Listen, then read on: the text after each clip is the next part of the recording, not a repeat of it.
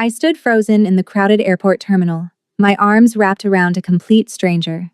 His expensive cologne filled my senses as horrified realization washed over me. This wasn't my brother. The strong, unfamiliar arms that had instinctively returned my embrace now stiffened. I had hugged the wrong man in front of hundreds of people, and not just any man. Based on the shocked expressions of those around us and the suddenly appearing security personnel, someone important.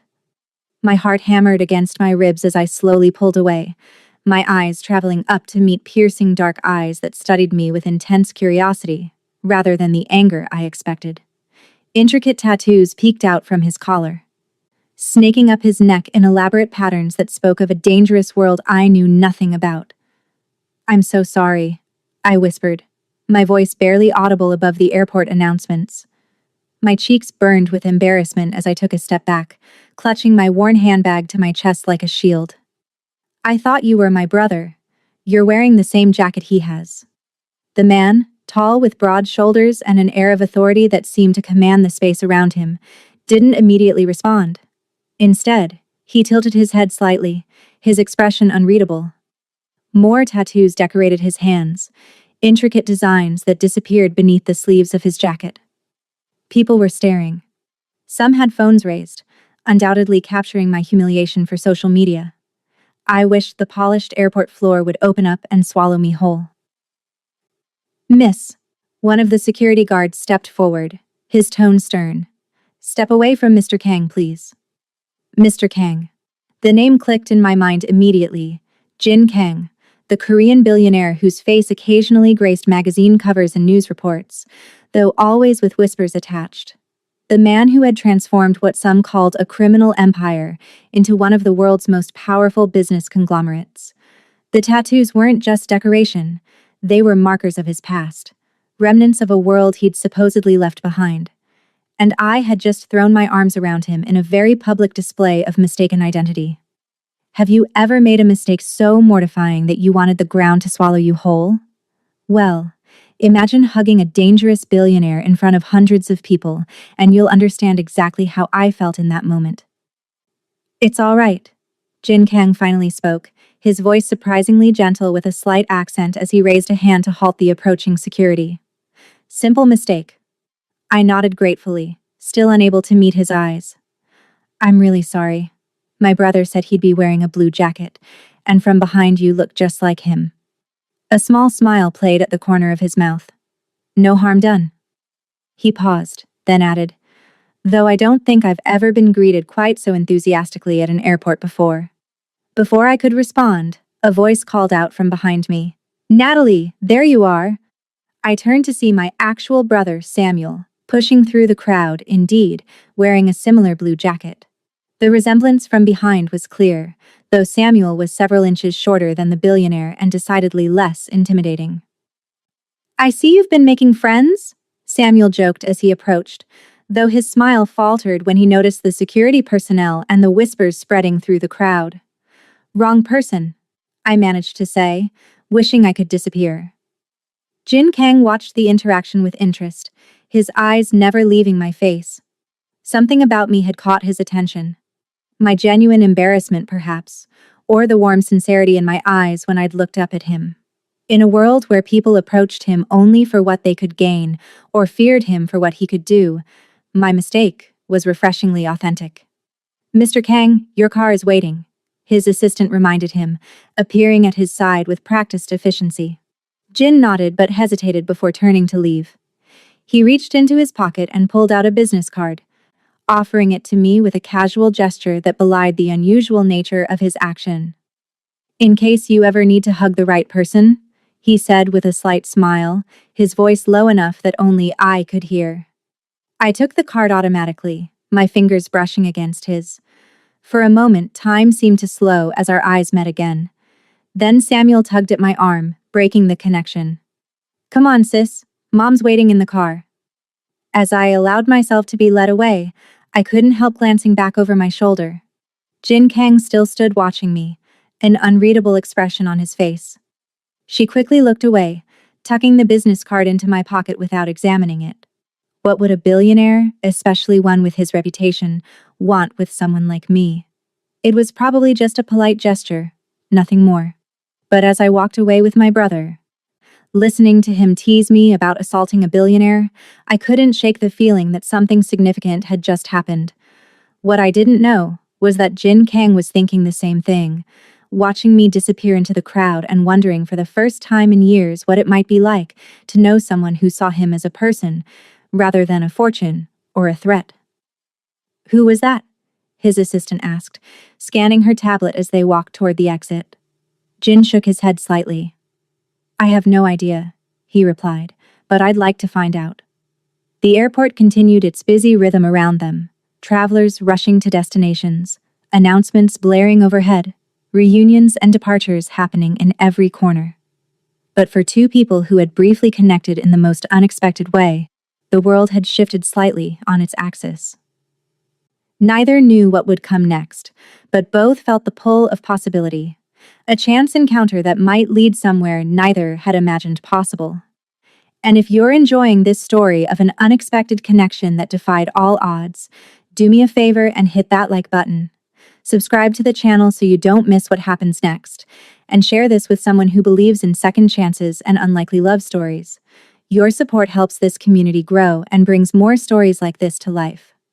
I stared out the window of the cramped apartment I shared with my mother and brother, watching rain streak down the glass.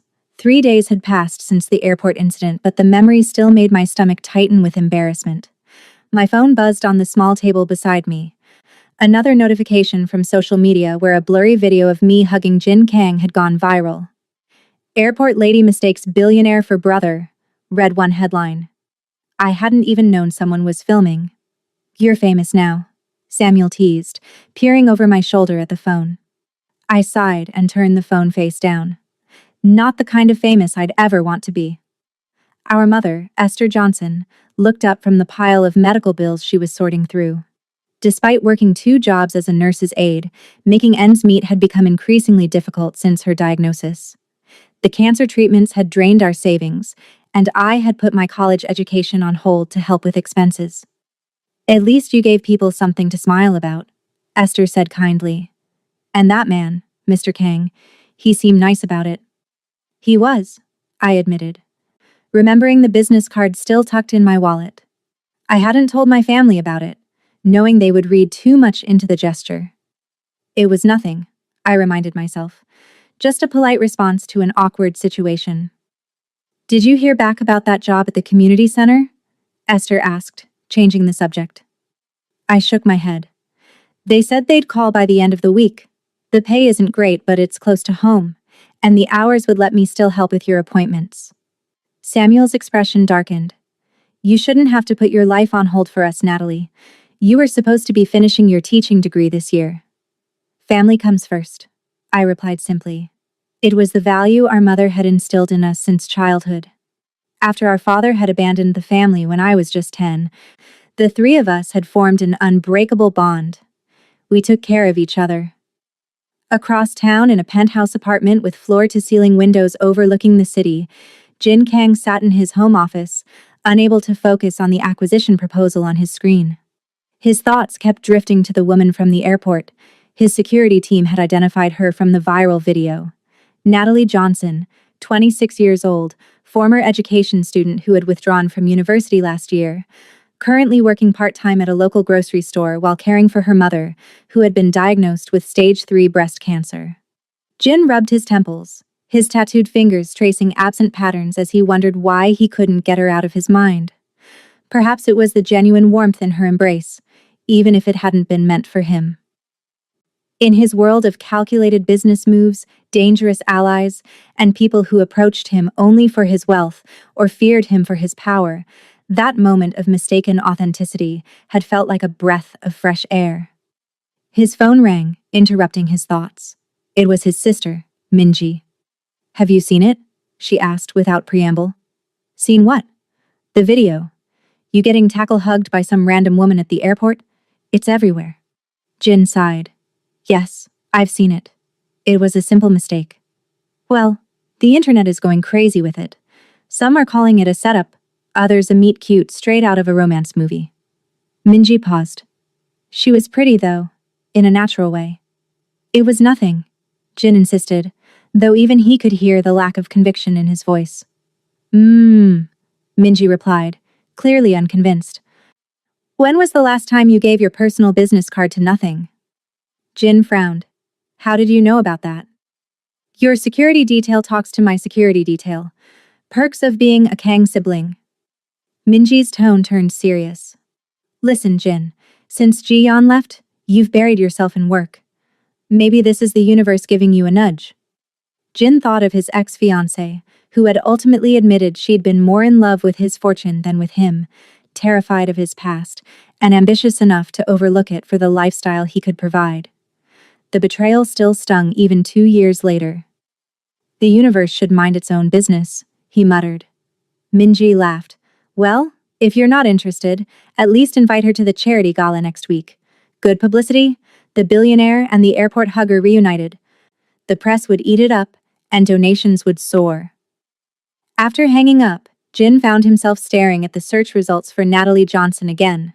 Her social media presence was minimal, but he found a few photos. Unlike the carefully curated images that filled his social feeds, hers were simple snapshots of real life. Helping at a community garden, celebrating her brother's birthday, a hospital selfie with her mother, both of them smiling despite the circumstances. Before he could talk himself out of it, Jin picked up his phone and dialed a number. James, I need you to deliver something for me. The next morning, I was leaving for my early shift at the grocery store when I nearly tripped over a package at our apartment door. My name was written on the elegant envelope attached. Curious. I brought it inside and called for my mother and brother. What is it? Samuel asked, still half asleep. I carefully opened the envelope first. Inside was a handwritten note in precise script. Miss Johnson, I hope this finds you well. I'm hosting a charity gala next Saturday, benefiting cancer research and treatment access. Given your family circumstances, I thought you might find it meaningful. The enclosed is merely a suggestion, not an expectation. I'd be honored if you would attend as my guest. Jin Kang. With trembling fingers, I opened the package to find a stunning but simple black dress, clearly expensive but not ostentatious. There was also a smaller envelope containing 3 tickets to the gala. Is that from who I think it is? Esther asked, her eyes wide. I nodded, speechless. Samuel whistled low. Seems like your airport mistake made quite an impression. I stared at the invitation, my mind racing. Was this pity, curiosity, or something else entirely? Whatever his motivation, I couldn't deny that a gala benefiting cancer research struck close to home. And despite the vast differences in our worlds, despite the whispers about his past, I found myself wanting to see Jin Kang again. What are you going to do? My mother asked gently. I took a deep breath. I think I'm going to a gala. The week leading up to the gala passed in a blur. Between my shifts at the grocery store and helping my mother with treatments, I barely had time to process what was happening. The dress Jin had sent fit perfectly, a simple but elegant black gown that made me feel both beautiful and comfortable, unlike the over-the-top designs I imagined wealthy women would wear. You look amazing, Esther said as I tried on the dress one evening. Like Cinderella going to the ball. I smiled but shook my head. This isn't a fairy tale, Mom. He probably just feels sorry for us after seeing that video go viral. Or his PR team thought it would make a good story. Maybe, Samuel chimed in from the doorway. Or maybe he was impressed by the woman who didn't treat him like a walking bank account or a dangerous criminal. I hadn't responded to the invitation directly. There had been no contact information included, just the tickets and the note. Part of me worried it might be some elaborate setup, that I would show up and be turned away at the door. But the bigger part of me couldn't stop thinking about those few moments at the airport, the intensity in Jin's dark eyes when he'd looked at me, the intricate tattoos that hinted at a past I couldn't begin to understand. Across town, Jin was finalizing details for the gala, an annual event that usually bored him despite its importance. This year felt different. Every decision from the menu to the music seemed to matter more. He found himself wondering what Natalie might think of each choice. The guest list is confirmed, his assistant reported. Though we haven't received an RSVP from Ms. Johnson. She'll come, Jin said with more confidence than he felt. He had deliberately not included his number or email, wanting to give her space to decide without pressure. But now he wondered if that had been a mistake. His sister Minji called that evening. "Tell me you didn't send a dress to airport girl," she said when he answered. "Hello to you too," Jin replied dryly. "Jin, sending expensive gifts to strangers is weird. Even billionaire weird, especially for someone with your reputation." "It wasn't expensive," he lied. The dress had been custom-made in record time by a designer friend, though he'd requested it be elegant rather than extravagant. "And the gala benefits cancer research. Her mother has cancer." Minji was silent for a moment. "You researched her?" "Not extensively," Jin defended himself, though the dossier his security team had compiled sat on his desk.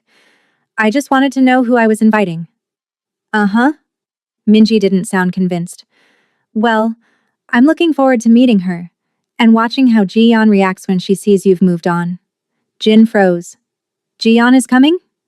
"She's dating Senator Park's son now. Remember? The Parks always attend your galas?" Minji paused. "You didn't know?" Jin had forgotten completely. The thought of his ex-fiancée attending had never crossed his mind, which was strange in itself. Usually, the possibility of seeing Ji-yeon again would have dominated his thoughts before an event. "It doesn't matter," he said finally. "This isn't about Ji-yeon." "So it is about airport girl," Minji said triumphantly. "Her name is Natalie," Jin corrected automatically, then sighed at his sister's delighted laugh. The night of the gala arrived. I stood in front of the small bathroom mirror, applying the last touches of my minimal makeup. My mother was too exhausted from her treatment that day to attend, but had insisted that Samuel and I go without her. "You both deserve a night out," she had said. "And I want to hear every detail when you get back." Samuel knocked on the door. "Car's here," he called. "Car." I opened the door in surprise. "I thought we were taking the bus." Samuel shrugged, looking uncomfortable in the rented suit we had splurged on. "Apparently not. There's a driver downstairs saying Mr. Kang sent him." A sleek black car waited outside our apartment building, drawing curious looks from neighbors. The driver opened the door for us with a polite nod, and I slid into the luxurious interior, feeling increasingly out of place. "You okay?" Samuel asked as we drove through the city toward the upscale hotel hosting the event. I nodded, though my stomach was in knots. "Just nervous." "What am I even doing, Sam? We don't belong in this world." Samuel took my hand.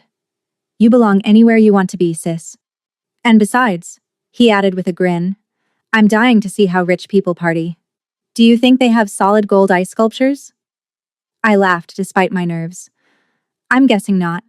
But whatever happens tonight, promise me we'll laugh about it someday." "Deal," Samuel agreed as the car pulled up to a red carpet lined with photographers. My heart sank. I hadn't expected this level of publicity, but before I could panic, the driver circled to a side entrance away from the cameras. "Mr. Kang thought you might prefer this entrance, Miss Johnson," he explained, opening the door. Touched by the consideration, I felt some of my tension ease. Perhaps Jin Kang understood more than I had given him credit for.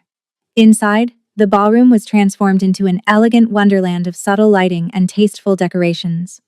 Hundreds of guests in formal wear mingled, the quiet hum of conversation punctuated by occasional laughter. I clutched my small purse, feeling overwhelmed. "Name, please?" asked the attendant at the entrance. "Natalie Johnson," I replied hesitantly. "And Samuel Johnson." The attendant's expression changed immediately. "Miss Johnson, of course. Mr. Kang mentioned you would be coming. Please follow me." As we were led through the crowd, I felt eyes turning toward us, whispers following in our wake. I caught snippets. "That's her, from the airport. Kang's mystery woman." And then the crowd seemed to part. And there he was. Jin Kang, even more imposing in a perfectly tailored tuxedo that somehow made the tattoos visible at his collar and wrists seem even more striking, stood talking with a small group. When his eyes found mine, his conversation stopped mid-sentence.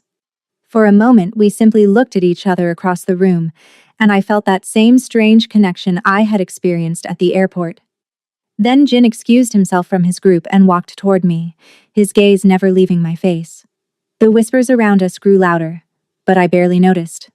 In that moment, despite all the differences in our lives, despite the improbability of our meeting, despite the dangerous reputation that preceded him, something felt undeniably right.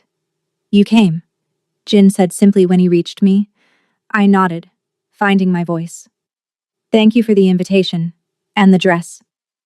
"It suits you," he replied, his eyes warming as he took in my appearance. Then he turned to Samuel, extending his hand. "You must be the brother I was mistaken for." Samuel grinned as they shook hands.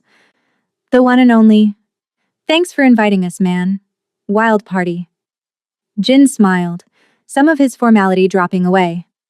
"It's usually quite boring, actually, but I'm hoping this year might be different." His eyes returned to me as he spoke. Before I could respond, a photographer approached. "Mr. Kang, could we get a photo?"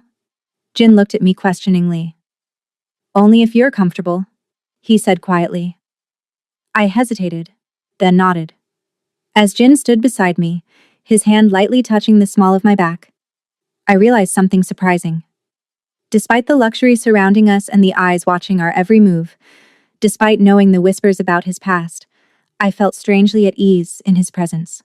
The camera flashed, capturing the moment. The billionaire with the dangerous reputation and the woman who had hugged him by mistake, standing together as if they belonged that way. Neither could have guessed how that single photograph would change both our lives. Crystal chandeliers cast a warm glow over the ballroom as I stood beside Jin, trying not to feel overwhelmed by the opulence surrounding us. After the photographs, he had introduced Samuel and me to a dizzying number of people. Business associates, philanthropists, and celebrities, whose names I recognized from magazines and television. "Everyone's staring," I whispered to Jin during a brief moment alone. "Not at the decorations, I'm afraid," he replied with a small smile. "You've caused quite a stir." "I'm sorry if I'm embarrassing you," I said, suddenly self-conscious again. Jin looked genuinely surprised. "Embarrassing me? Natalie, you're the most authentic person in this room. Do you know how refreshing that is?" He hesitated, then added more quietly. "In my world, people wear masks. They say what they think I want to hear, or they fear what I might do. You're different." Before I could respond, a striking woman in a designer gown approached them, her smile not quite reaching her eyes. "Jin, darling," she said, air kissing his cheek. "The gala is wonderful as always." "Thank you, Ji-yeon," Jin replied, his tone polite but cooler than I had heard him speak to anyone else. "Natalie, this is Ji-yeon Park. Ji-yeon, this is Natalie Johnson." Recognition flickered in Ji-yeon's eyes. The airport hugger. How quaint. She looked me up and down with barely disguised assessment. "That's a lovely dress. Off the rack?" "Actually, it was a gift," I replied honestly, missing the implication. "From Jin, I presume." Ji-yeon raised a perfectly shaped eyebrow. He always did have excellent taste in some things. The tension between them was palpable, and I suddenly understood. This woman had history with Jin. Romantic history, based on the proprietary way she still looked at him. "If you'll excuse me," I said, "I should check on my brother." I slipped away before either could respond, needing a moment to collect myself. I found Samuel by the elaborate buffet, happily filling a plate. "Sis, you have to try these little pastry things. I don't even know what's in them, but they're amazing." I smiled despite my discomfort. "Having fun? Are you kidding? This is like being in a movie." Samuel lowered his voice. "I met the star of that action series I like. Got a selfie and everything." His expression grew more serious. "How about you? Your billionaire seems pretty into you." "He's not my billionaire," I corrected automatically. "And I just met his ex, I think. She's exactly what you'd expect. Beautiful, sophisticated, and clearly still interested in him." Samuel shrugged. "Yeah, but he invited you here, not her." Across the room, Jin was extracting himself from Ji-yeon's company as politely as possible. "She's quite pretty, in a simple way," Ji-yeon was saying. "But Jin, be realistic. What could you possibly have in common with someone like her? Especially given your background." "You don't know her," Jin replied, his jaw tight. "Neither do you," Ji-yeon countered.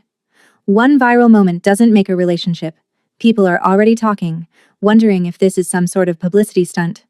Or worse, if you're reverting to old patterns. I don't care what people think, Jin said. Though they both knew that wasn't entirely true. In his position, with his past, public perception mattered whether he liked it or not. Your board of directors might, Jian reminded him. Remember how they reacted when you wanted to redirect funds to that inner-city education project? They're traditionalists, Jin. They expect certain things from someone trying to leave his past behind. Jin didn't respond immediately, his eyes searching the crowd until he spotted Natalie with her brother. Something in his expression softened. If you'll excuse me, he said to Jian, already moving away. As he approached Natalie and Samuel, Jin felt a strange lightness he hadn't experienced in years. Despite the whispers and stares, despite Jian's warnings and his own reservations about bringing someone from such a different world into his complicated life, he couldn't deny the pull he felt toward this woman. Rescued you from the ex, huh? Samuel said when Jin joined them, earning an elbow from his sister. Samuel, I protested. Jin laughed, genuinely amused. It's all right. And yes, I suppose you could say that.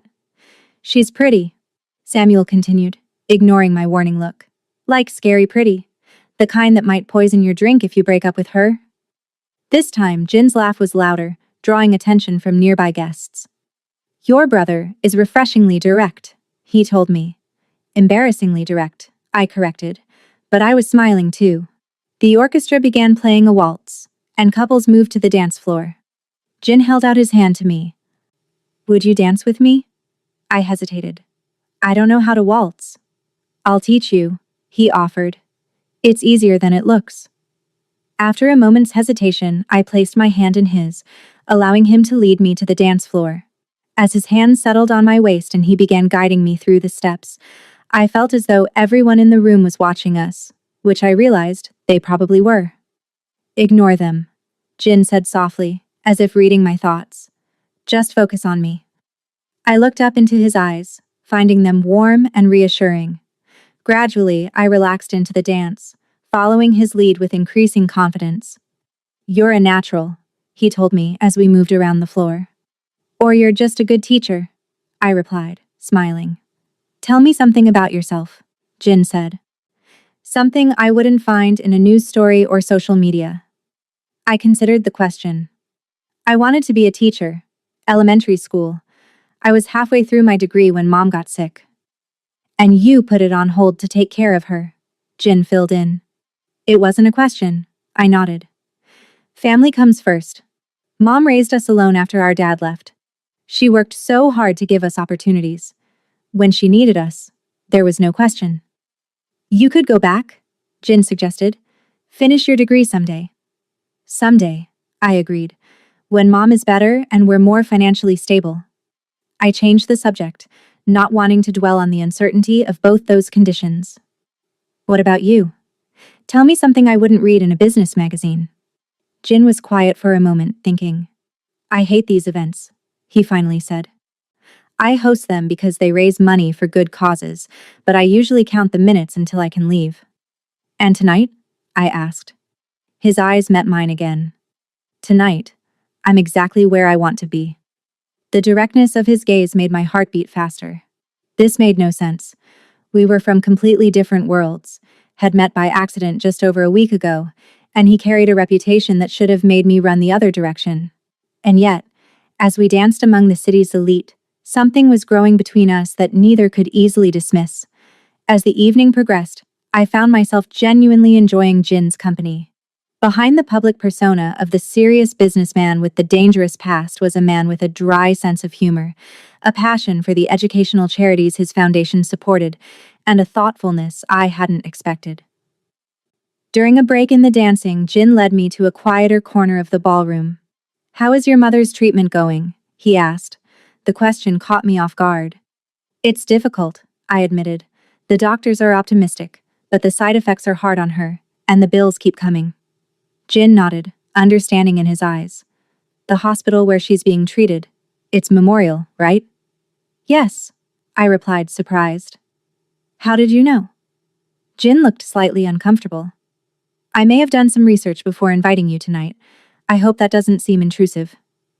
In another context, it might have, but I appreciated his honesty. It's okay. And yes, she's at Memorial. They have a good oncology department, but even with insurance, the costs are overwhelming. Memorial is one of the hospitals that receives funding from tonight's gala, Jin told me, specifically for patients who need financial assistance with cancer treatments. My eyes widened slightly. I didn't know that. That's why I thought you might find the event meaningful, Jin explained. Though I had other reasons for wanting you here, he added quietly.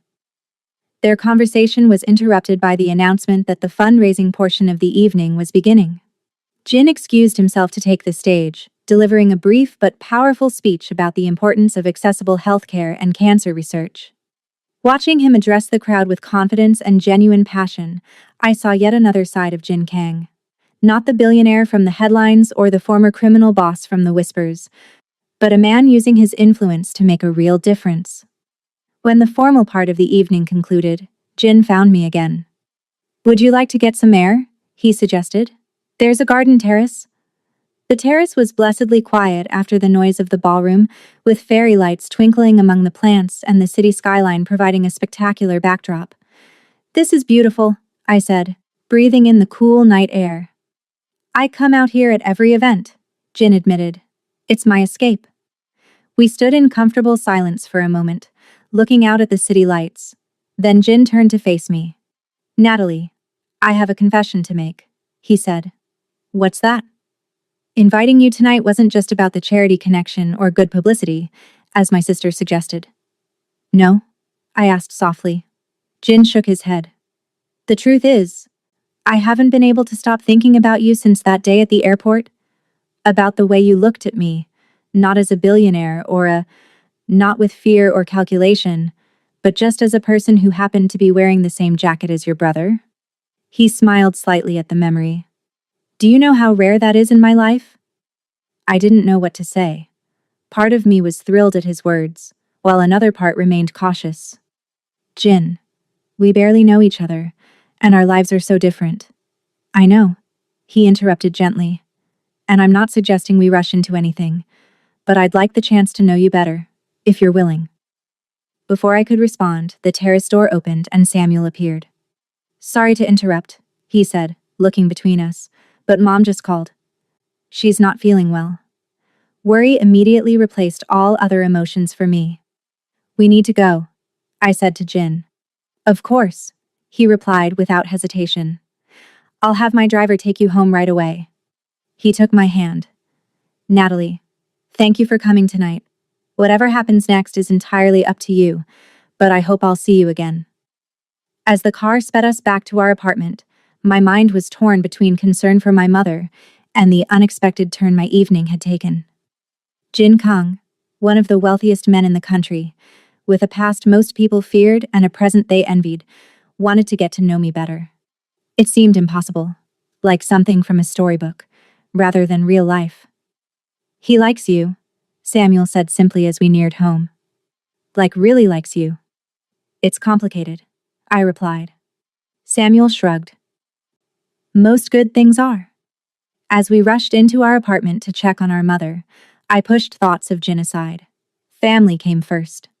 That had always been my reality, but for the first time, I allowed myself to wonder if there might be room in my life for something more, something unexpected and potentially dangerous, but also undeniably compelling. The morning after the gala, I woke early, my mind still processing the events of the previous night. My mother had been experiencing severe nausea from her latest treatment, but was resting comfortably now. I made coffee and checked my phone, nearly dropping it when I saw the notifications. The photo of me dancing with Jin had gone viral overnight. Airport hugger and billionaire, the romance we didn't know we needed, read one headline. Another proclaimed, Jin Kang's mystery woman identified, the heartwarming story behind their meeting. Oh no, I murmured, scrolling through the stories. Most were speculative, painting our connection as everything from a fairy tale romance to a calculated publicity stunt. Some mentioned Jin's past, questioning whether someone with his history could ever truly leave that world behind. My phone rang. An unknown number. Hesitantly, I answered. Natalie Johnson? A woman's crisp voice asked. Yes? This is Vanessa Wright from Good Morning America. We'd love to have you on our show to discuss your relationship with Jin Kang. There is no relationship, I interrupted, my heart racing. I'm sorry, but I have no comment. I hung up, only for the phone to ring again moments later with another media request. After the fifth call, I turned off my phone. Samuel emerged from his room, looking bleary-eyed. What's with all the calls? He asked. I showed him the news stories. It's crazy. Why do people care so much about this? Because it's like a movie, Samuel replied simply. Poor girl meets dangerous billionaire by accident. People eat that stuff up.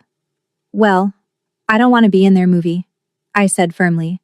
I needed to check on my mother and get to my shift at the grocery store, not deal with media interest in a non-existent romance. But when I arrived at work, I found several reporters waiting. My manager pulled me aside. I can't have this disruption, Natalie, he said apologetically. Maybe take a few days off until this blows over. Feeling both angry and helpless, I left through the back entrance. I needed to talk to Jin. This was affecting my real life now. But I had no way to contact him directly. I'd never even looked at the business card he'd given me at the airport, assuming it would just have his company's general information. Digging through my wallet, I finally found it. To my surprise, a personal cell number was handwritten on the back with a simple note, if you ever want to reach me directly. Meanwhile, Jin was in his office dealing with his own media storm. His assistant had compiled a list of interview requests and news stories, most of which he declined to comment on. His phone buzzed with a text from an unfamiliar number. It's Natalie. We need to talk about this media situation.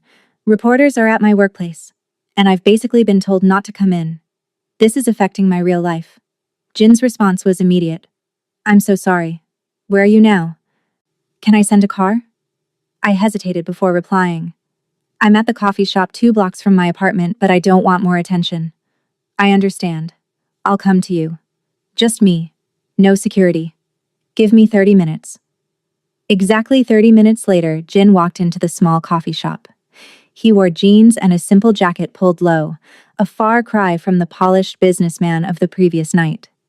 The tattoos on his hands were visible, though, marking him as different even in casual clothes. Despite the simple disguise, I recognized him immediately. He slid into the seat across from me, concern evident in his eyes. I'm so sorry about this, he said before I could speak. I should have anticipated the media reaction better. It's not your fault, I sighed. I knew there would be attention when I agreed to attend the gala. I just didn't expect it to affect my job. They asked you not to come in? I nodded. My manager said to take a few days off until it blows over. But I need those hours, Jin. Mom's medical bills don't pay themselves. Jin was quiet for a moment, clearly thinking. The media cycle moves quickly. This will fade in a few days when something new catches their attention. He hesitated, then added, but there is something we could do to speed that process. What's that? Give them what they want. One interview together to set the record straight. We say we met by chance. I invited you to the gala because of your mother's connection to the cause, and we're getting to know each other as friends. No fairy tale romance, no scandal, just the simple truth. I considered this. Would that really help? It might. Once there's an official story, many outlets will move on. He reached across the table, hesitantly taking my hand. But I want to be clear about something.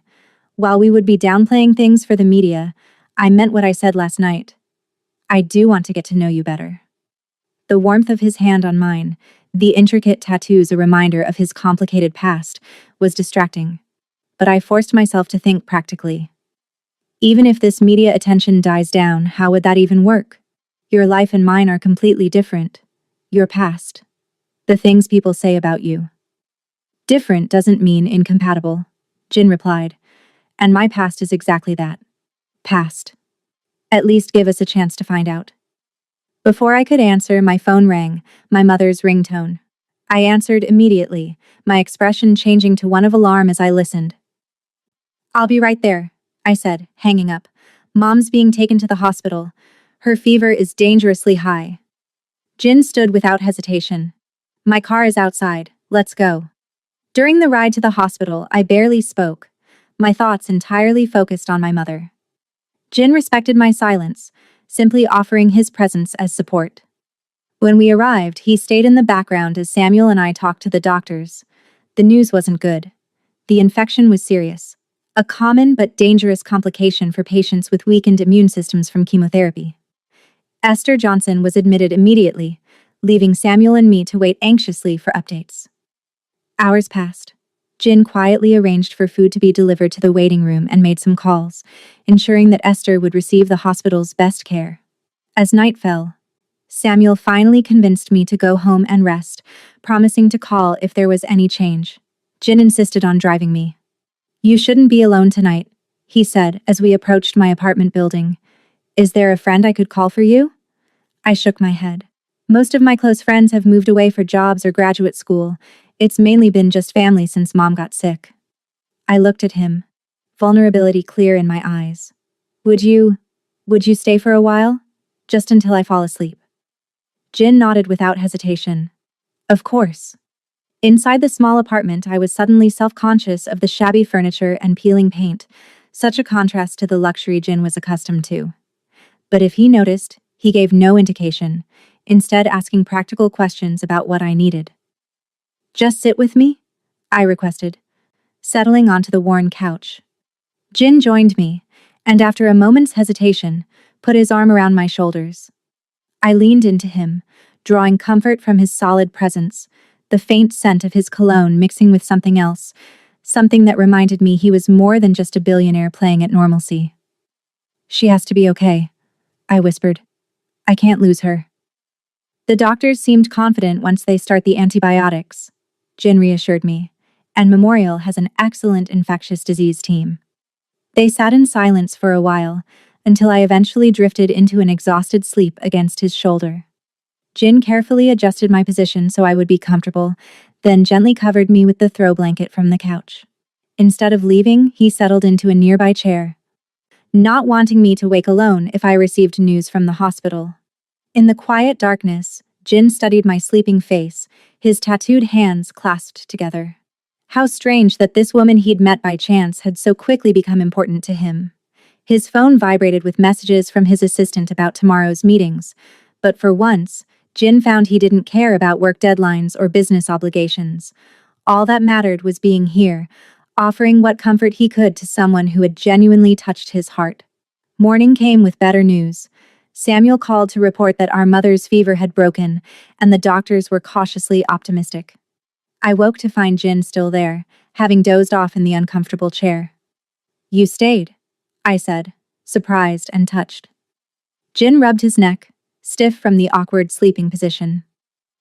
I didn't want you to be alone if there was bad news. He checked his watch.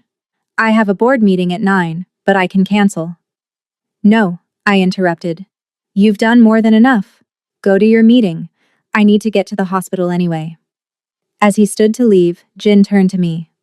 Natalie, about the interview idea. You don't have to decide now. Your mother is the priority. But if you want my help managing this situation, just say the word. I nodded gratefully. Thank you. For everything. After he left, I took a quick shower and prepared to head to the hospital.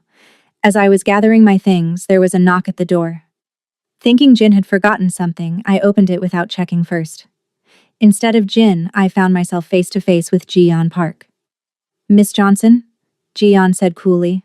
May I come in? I believe we need to talk. Stunned, I stepped aside. Ji-yeon entered, her designer outfit and perfect appearance making the modest apartment seem even shabbier. I'll be brief, Ji-yeon said, declining to sit.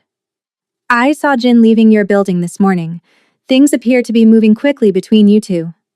It's not what you think, I began, but Ji-yeon raised a hand to stop me. What I think doesn't matter, but what the public thinks, what Jin's business associates and board members think, that matters a great deal. Ji-yeon's expression softened slightly.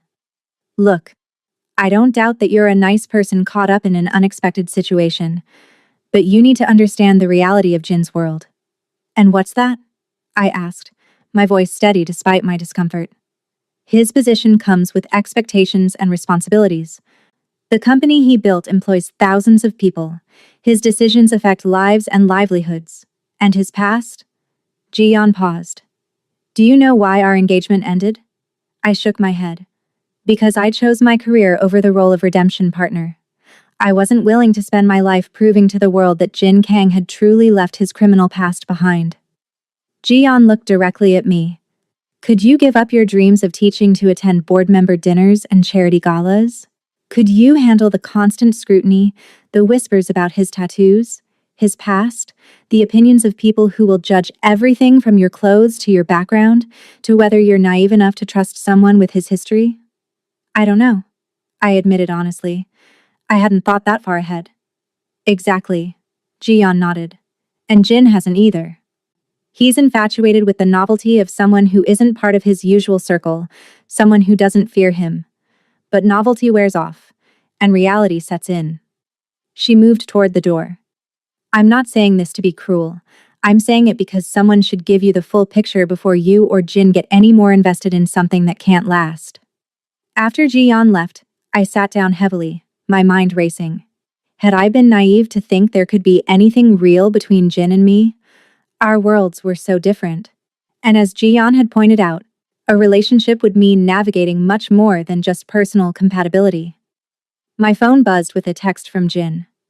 How's your mother this morning? Can I do anything? I stared at the message, unsure how to respond. I needed time to think, to focus on my mother's recovery without the complications of whatever was happening with Jin. But I also couldn't deny the connection I felt with him or the kindness he had shown my family, despite his fearsome reputation. Finally, I replied, Mom's doing better, heading to the hospital now. Thank you for last night, but I think I need some space to process everything. My family has to be my priority right now. Jin's response came quickly. I understand completely. Take all the time you need. I'm here if you need anything at all. The simple message brought unexpected tears to my eyes. Despite Jian's warnings and my own doubts, there was something about Jin Kang that continued to surprise me, a genuine thoughtfulness behind the dangerous facade that I couldn't easily dismiss. As I headed to the hospital, I pushed thoughts of Jin aside.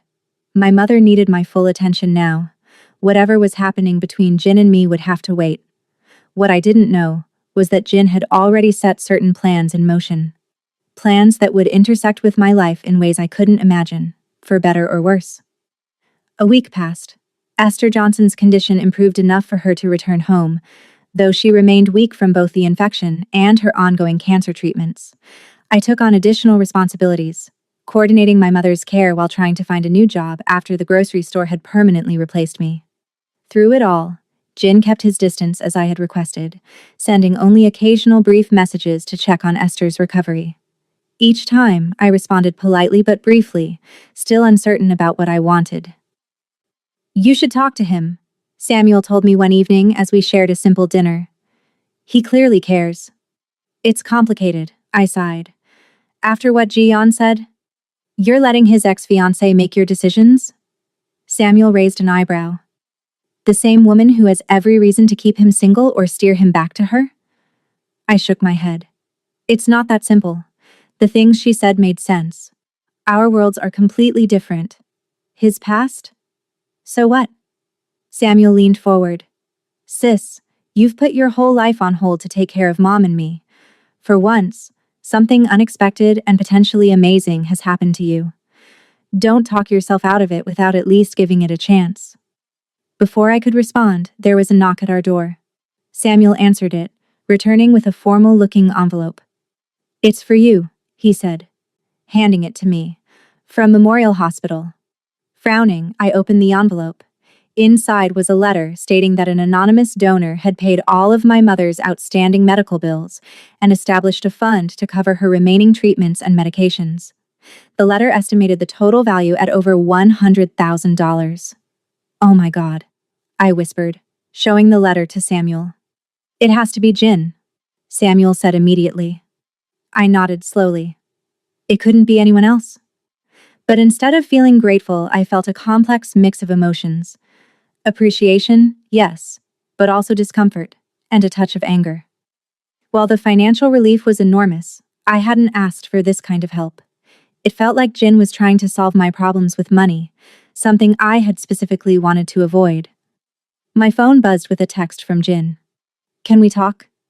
I'm in your neighborhood." I hesitated, then replied, "Meet me at the park on the corner in 15 minutes." The small neighborhood park was quiet in the evening, with just a few people walking dogs or sitting on benches. I spotted Jin immediately, again dressed casually in jeans and a simple sweater, though his tattooed hands were impossible to hide. "Thank you for meeting me," he said as I approached. "Did you pay my mother's medical bills?" I asked directly, skipping any greeting. Jin met my gaze steadily. "Yes. Why didn't you ask me first? Would you have accepted if I had?" I hesitated. "Probably not," I admitted. "That's why." Jin gestured to a nearby bench, and we both sat. "Natalie, I have more money than I could spend in several lifetimes. Much of it earned through means I'm not proud of, but it's mine now. Using some of it to help your mother get the treatment she needs without the added stress of financial burden, that seems like exactly what money should be for.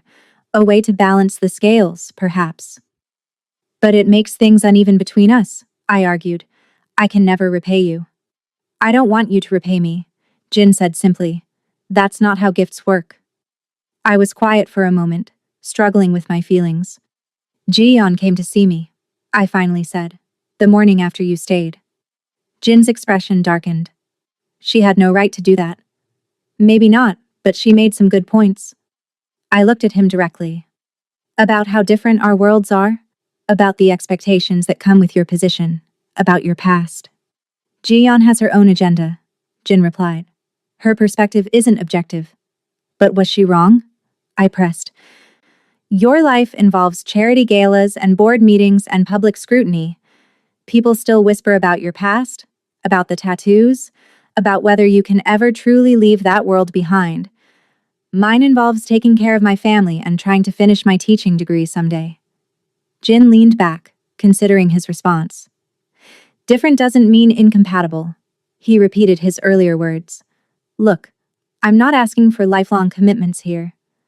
I'm just asking for a chance to see where this connection between us might lead." He smiled slightly. "Besides, I think I might benefit from having someone in my life who values things beyond corporate success and social status. Someone who sees me, not the reputation or the past." Despite my reservations, I found myself smiling back. "So, what are you suggesting?" "Let's just spend time together. No pressure, no public appearances, no media. Just us, getting to know each other as people." It sounded reasonable when he put it that way. And despite all my logical objections, I couldn't deny that I wanted to know him better too. "Okay," I agreed finally. "But I have conditions." "Name them," Jin said immediately. "First, no more anonymous donations or expensive gifts. I appreciate what you did for my mother more than I can express, but I need to know you respect my independence."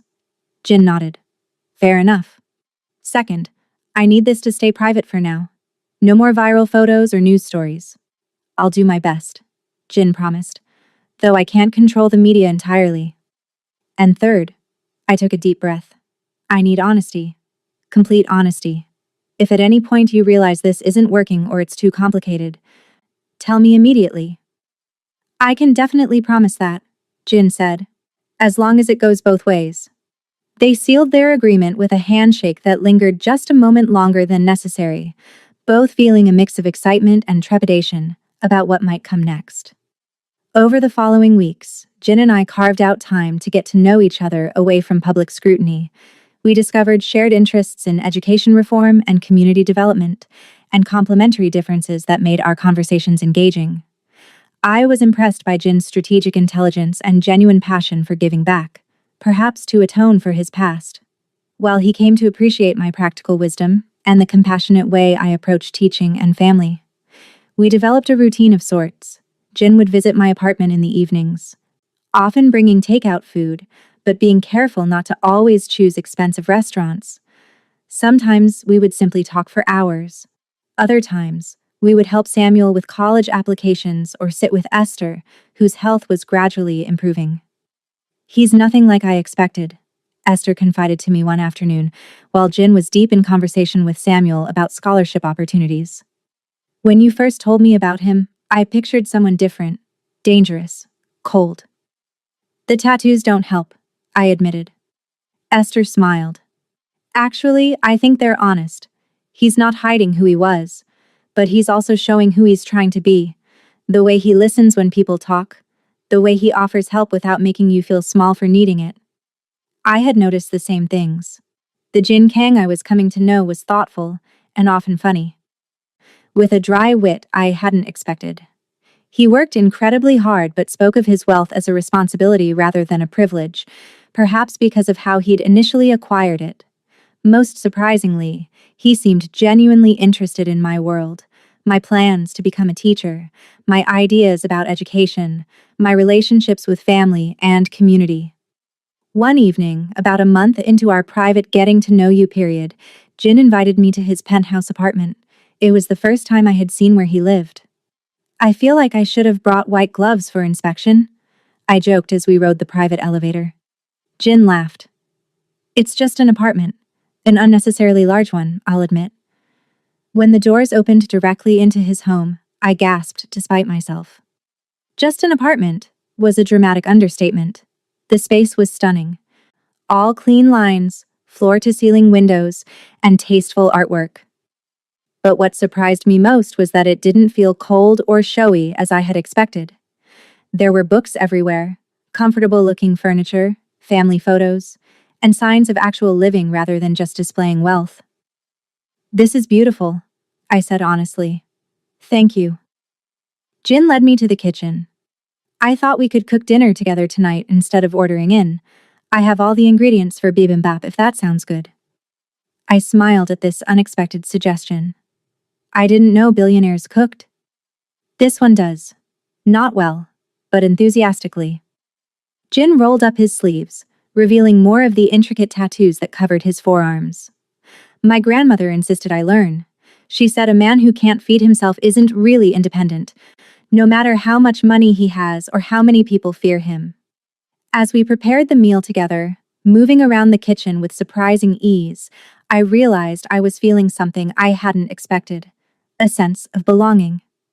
Despite the luxury surrounding us, despite the visible reminders of his past inked on his skin, there was something fundamentally normal about chopping vegetables and arguing about the right amount of gochujang to add to the sauce. Later, as we ate on his terrace overlooking the city lights, Jin grew more serious. There's something I need to tell you, he said. About work. I tensed slightly. What is it? I've been offered an opportunity to expand our educational technology division into several developing countries. It would mean creating affordable tablets and educational software for schools with limited resources. That sounds amazing, I said sincerely. It is, Jin agreed. It's exactly the kind of project I've wanted to pursue for years, a way to use what I've built for real good. But it would mean significant travel over the next few months. Africa, India, Southeast Asia. Oh, I said, understanding dawning. So you'd be gone? Jin nodded. 4 weeks at a time, most likely, and I wanted to discuss it with you before making a final decision. I was surprised. Why? I mean, it's your company. Your decision. Because whatever this is between us, Jin gestured between us, it's becoming important to me. And taking on this project would affect the time we could spend together, at least in the short term. The simple admission touched me deeply. No one besides my family had ever factored me into their major life decisions before. You should do it, I said without hesitation. It's an incredible opportunity to make a difference. Marcus studied my face. You're sure? Absolutely, I smiled.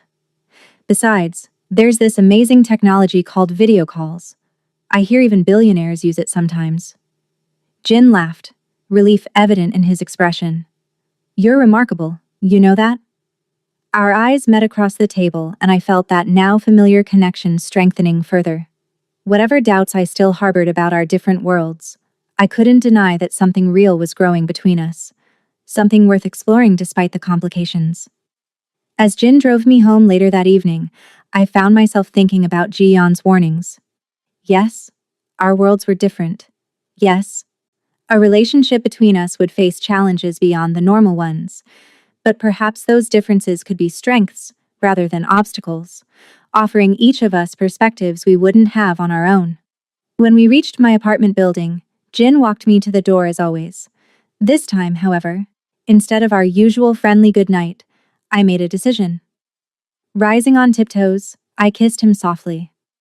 Jin responded immediately, his tattooed arms encircling my waist as he returned the kiss with gentle intensity. When we finally broke apart, both were slightly breathless. I've been wanting to do that for weeks, Jin admitted. What took you so long? I teased.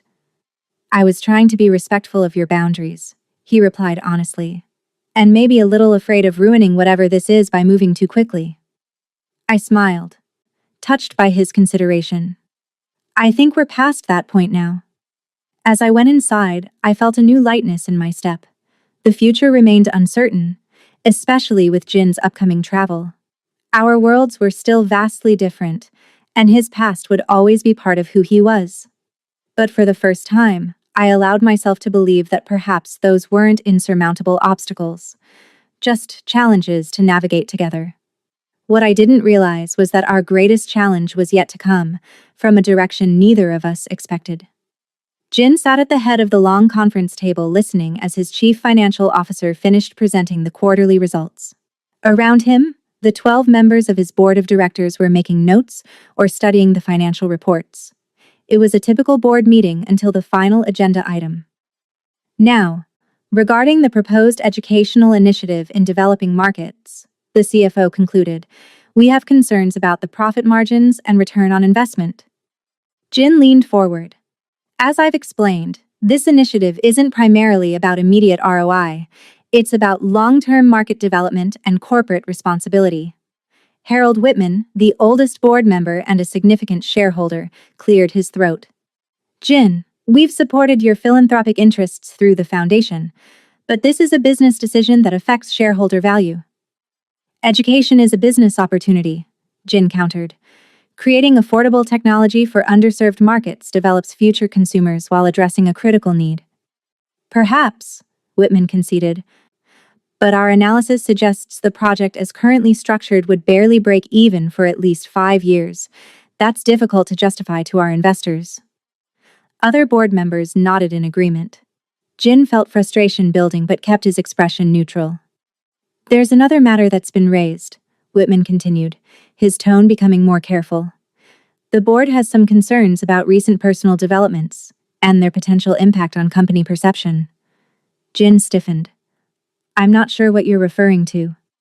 Whitman looked uncomfortable but pressed on. Your relationship with Miss Johnson has generated significant media interest. While your personal life is your own affair, the board is concerned about potential complications. My relationship with Natalie has nothing to do with company operations, Jin said coldly. Under normal circumstances, I would agree, Whitman replied. But these aren't normal circumstances. Given your background, the media attention has been substantial. Some of our more conservative investment partners have expressed concerns. Concerns about what exactly? Jin demanded. Another board member, Elizabeth Chen, interjected more diplomatically. I think what Harold is trying to say is that there are perceptions to manage. Your past, while well documented, has been carefully managed. The optics of your current relationship have created certain narratives in the press. Some see it as redemptive, others as potentially problematic. It's becoming a distraction from our business goals. Jin looked around the table, reading the expressions of people he had worked with for years. Some appeared genuinely uncomfortable with the discussion. Others seemed to be assessing his reaction for signs of the man he used to be. So, what exactly are you suggesting? He asked, though he already suspected the answer. Whitman exchanged glances with several other board members before responding. We believe it would be in the company's best interest if you maintained a lower personal profile for the time being. Perhaps postpone any public appearances with Ms. Johnson until the media interest subsides. Jin felt a cold anger settling in his chest, the kind that used to lead to very different responses in his former life. And if I don't agree? Then we would have serious reservations about approving the educational initiative as proposed, Whitman said bluntly. The board needs to be confident that your focus is where it needs to be, that you've truly left your past behind. The implied ultimatum hung in the air. Jin stood, buttoning his jacket with deliberate calm, fighting the old instincts that whispered dangerous solutions. I believe we've covered all necessary business for today, he said. I'll take the board's feedback under advisement. Meeting adjourned. As the board members filed out, Jin remained standing at the head of the table, his tattooed hands clenched. He had built this company from nothing, transformed himself from what he was into what he'd become. The board had legal authority in many areas, but he remained the largest individual shareholder and CEO. They couldn't force his hand directly, but they could certainly make things difficult for projects he cared about. His assistant entered after the others had left. Your 3 o'clock appointment cancelled. Would you like me to reschedule? No, Jin decided. I'm going out. Clear my calendar for the rest of the day. 30 minutes later, Jin was knocking on my apartment door. Samuel answered, looking surprised. Hey man, Natalie's at her new job interview. She should be back soon if you want to wait. Jin had forgotten about the interview, a teaching assistant position at a local elementary school that I was excited about. Right, of course. I'll wait if that's okay. Samuel let him in. Everything all right? You look like you want to punch something. Jin managed a tight smile. Just board politics. Nothing unusual. Ah, rich people problems? Samuel nodded sagely. Want a beer? The casual question made Jin laugh despite his mood. Sure. Why not? They settled in the living room, Samuel seemingly unintimidated by Jin's obvious tension or the visible tattoos that marked him as different. So these board politics? Samuel said after a few minutes. They about my sister? Jin looked at him sharply. What makes you say that? Samuel shrugged. Not hard to figure out. You've been dating for what? A month or so? Keeping it mostly private. Then suddenly you show up in the middle of a workday looking like someone just insulted your grandmother. Doesn't take a genius. Jin sighed. They think she's a distraction, that our relationship is generating the wrong kind of attention for the company, making people question whether I've really changed. And what do you think? Samuel asked directly. I think it's none of their damn business, Jin replied with feeling, but unfortunately, they can block a project I care about if I don't agree to their terms, which are essentially to keep Natalie out of the public eye. No official relationship status, no public appearances together. Samuel was quiet for a moment. That's pretty messed up. Yes, it is, Jin agreed. So, what are you going to do? It was the same question Jin had been asking himself since leaving the board meeting. The same kind of question that used to have very different answers in his old life. Before he could respond, they heard a key in the lock. I entered, my face lighting up when I saw Jin. This is a nice surprise, I said, coming to kiss him. Then I noticed his expression. What's wrong? Samuel stood. I just remembered I have that thing at that place. He grabbed his jacket and headed for the door, leaving us alone. Once we were alone, Jin told me everything about the board meeting. I listened quietly, my expression growing more troubled. So they're basically saying it's either me or your education project, I finally said. They're trying to present it that way, Jin confirmed, but it's not a choice I'm willing to make. What options do we have? I asked practically. Jin was struck, not for the first time, by my approach to problems. Not emotional outbursts or accusations, but immediately looking for solutions. It was one of the many things he had come to admire about me. Several, actually, he said. I'm still the CEO and largest shareholder. I can push back against the board, though that could create other complications. Or we could simply continue as we have been, keeping our relationship relatively private while I work on bringing individual board members around to my point of view on the education initiative. I was thoughtful. Is there a third option? We could call their bluff, Jin suggested. Go public with our relationship officially. Make it clear this is not a passing interest and demonstrate that it in no way affects my ability to run the company effectively. Show them the past is truly past. That sounds intense, I said cautiously, and potentially like throwing gasoline on a fire. Jin nodded. It could be, But I'm tired of letting others dictate the terms of my life, personal or professional. I've spent years proving I've changed, and I'm not going to let them use you as leverage. I moved to sit beside him, taking his hand, my fingers tracing the edges of the tattoos on his wrist. I appreciate your willingness to fight for this, for us, but I also don't want to be the reason your important project gets derailed. Children in those countries need the educational resources you're trying to provide. So what are you suggesting? Jin asked, though he suspected he knew.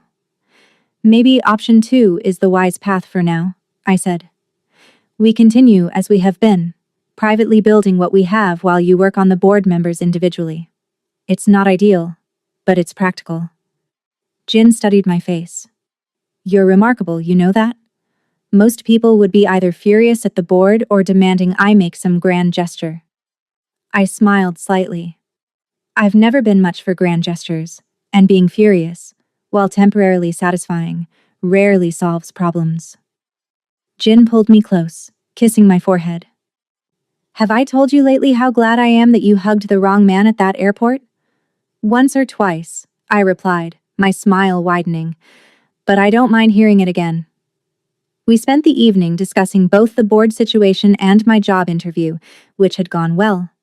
As we talked, Jin found his earlier anger fading, replaced by determination. The board had underestimated him if they thought they could force his hand with thinly veiled threats, and they had severely underestimated me if they thought I was simply a distraction.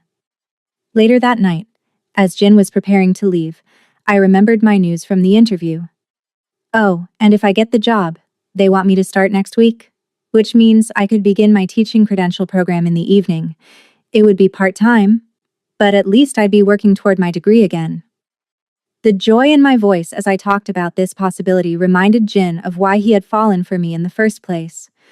My genuine passion for education and helping others was so different from the calculated ambition he encountered in his business world, so different from the fear or greed he'd inspired in his former life. That's wonderful, he told me sincerely. And perfect timing. Since I'll be starting the international trip soon, we'll both be busy with meaningful work. I nodded, though my expression dimmed slightly at the reminder of his upcoming travel. When do you leave? Next Monday. Ghana first, then Kenya. I'll be gone about 2 weeks. I'll miss you, I said simply. I'll miss you too. But we'll talk every day, Jin promised. And I'll be thinking about you constantly.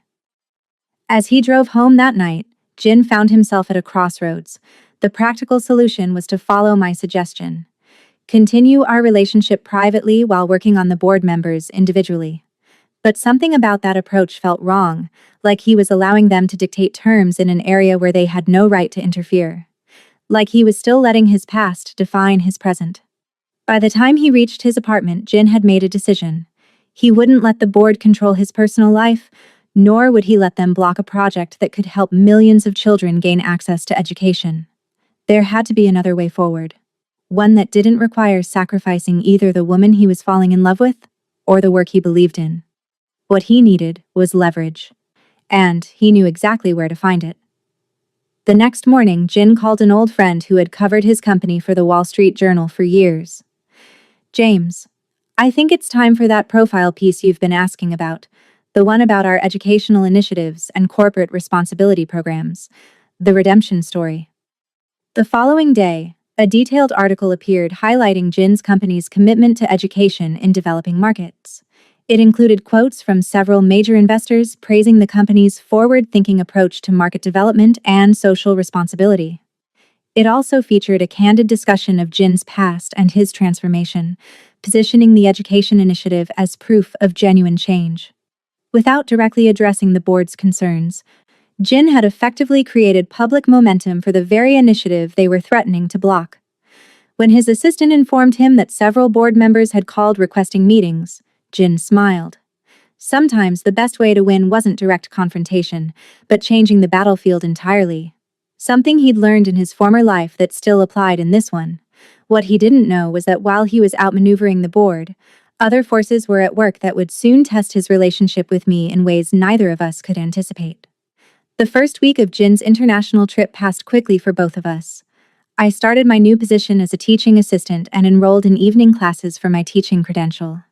Jin spent his days in meetings with education ministers and local school officials in Ghana, working to design technology solutions that would actually serve their specific needs. We spoke daily by video call, sharing the details of our days and growing closer despite the physical distance. I loved seeing the excitement in Jin's eyes as he talked about the project, while he enjoyed hearing my stories about the children in my classroom and my renewed progress toward my teaching degree. The kids are amazing, I told him during one call. There's this one boy, Damon, who struggled so much at the beginning of the year. Today he read an entire paragraph by himself. You should have seen his face when he realized what he'd accomplished. Jin smiled, loving the way my whole face lit up when I talked about teaching. That sounds incredible. You're making a real difference there. It's just the beginning, I replied. How are things going with the Ghana project? Better than expected. We've identified 4 schools for the initial pilot. The local officials are fully on board. Jin's expression grew more serious. The board has grudgingly approved the first phase funding after that article came out.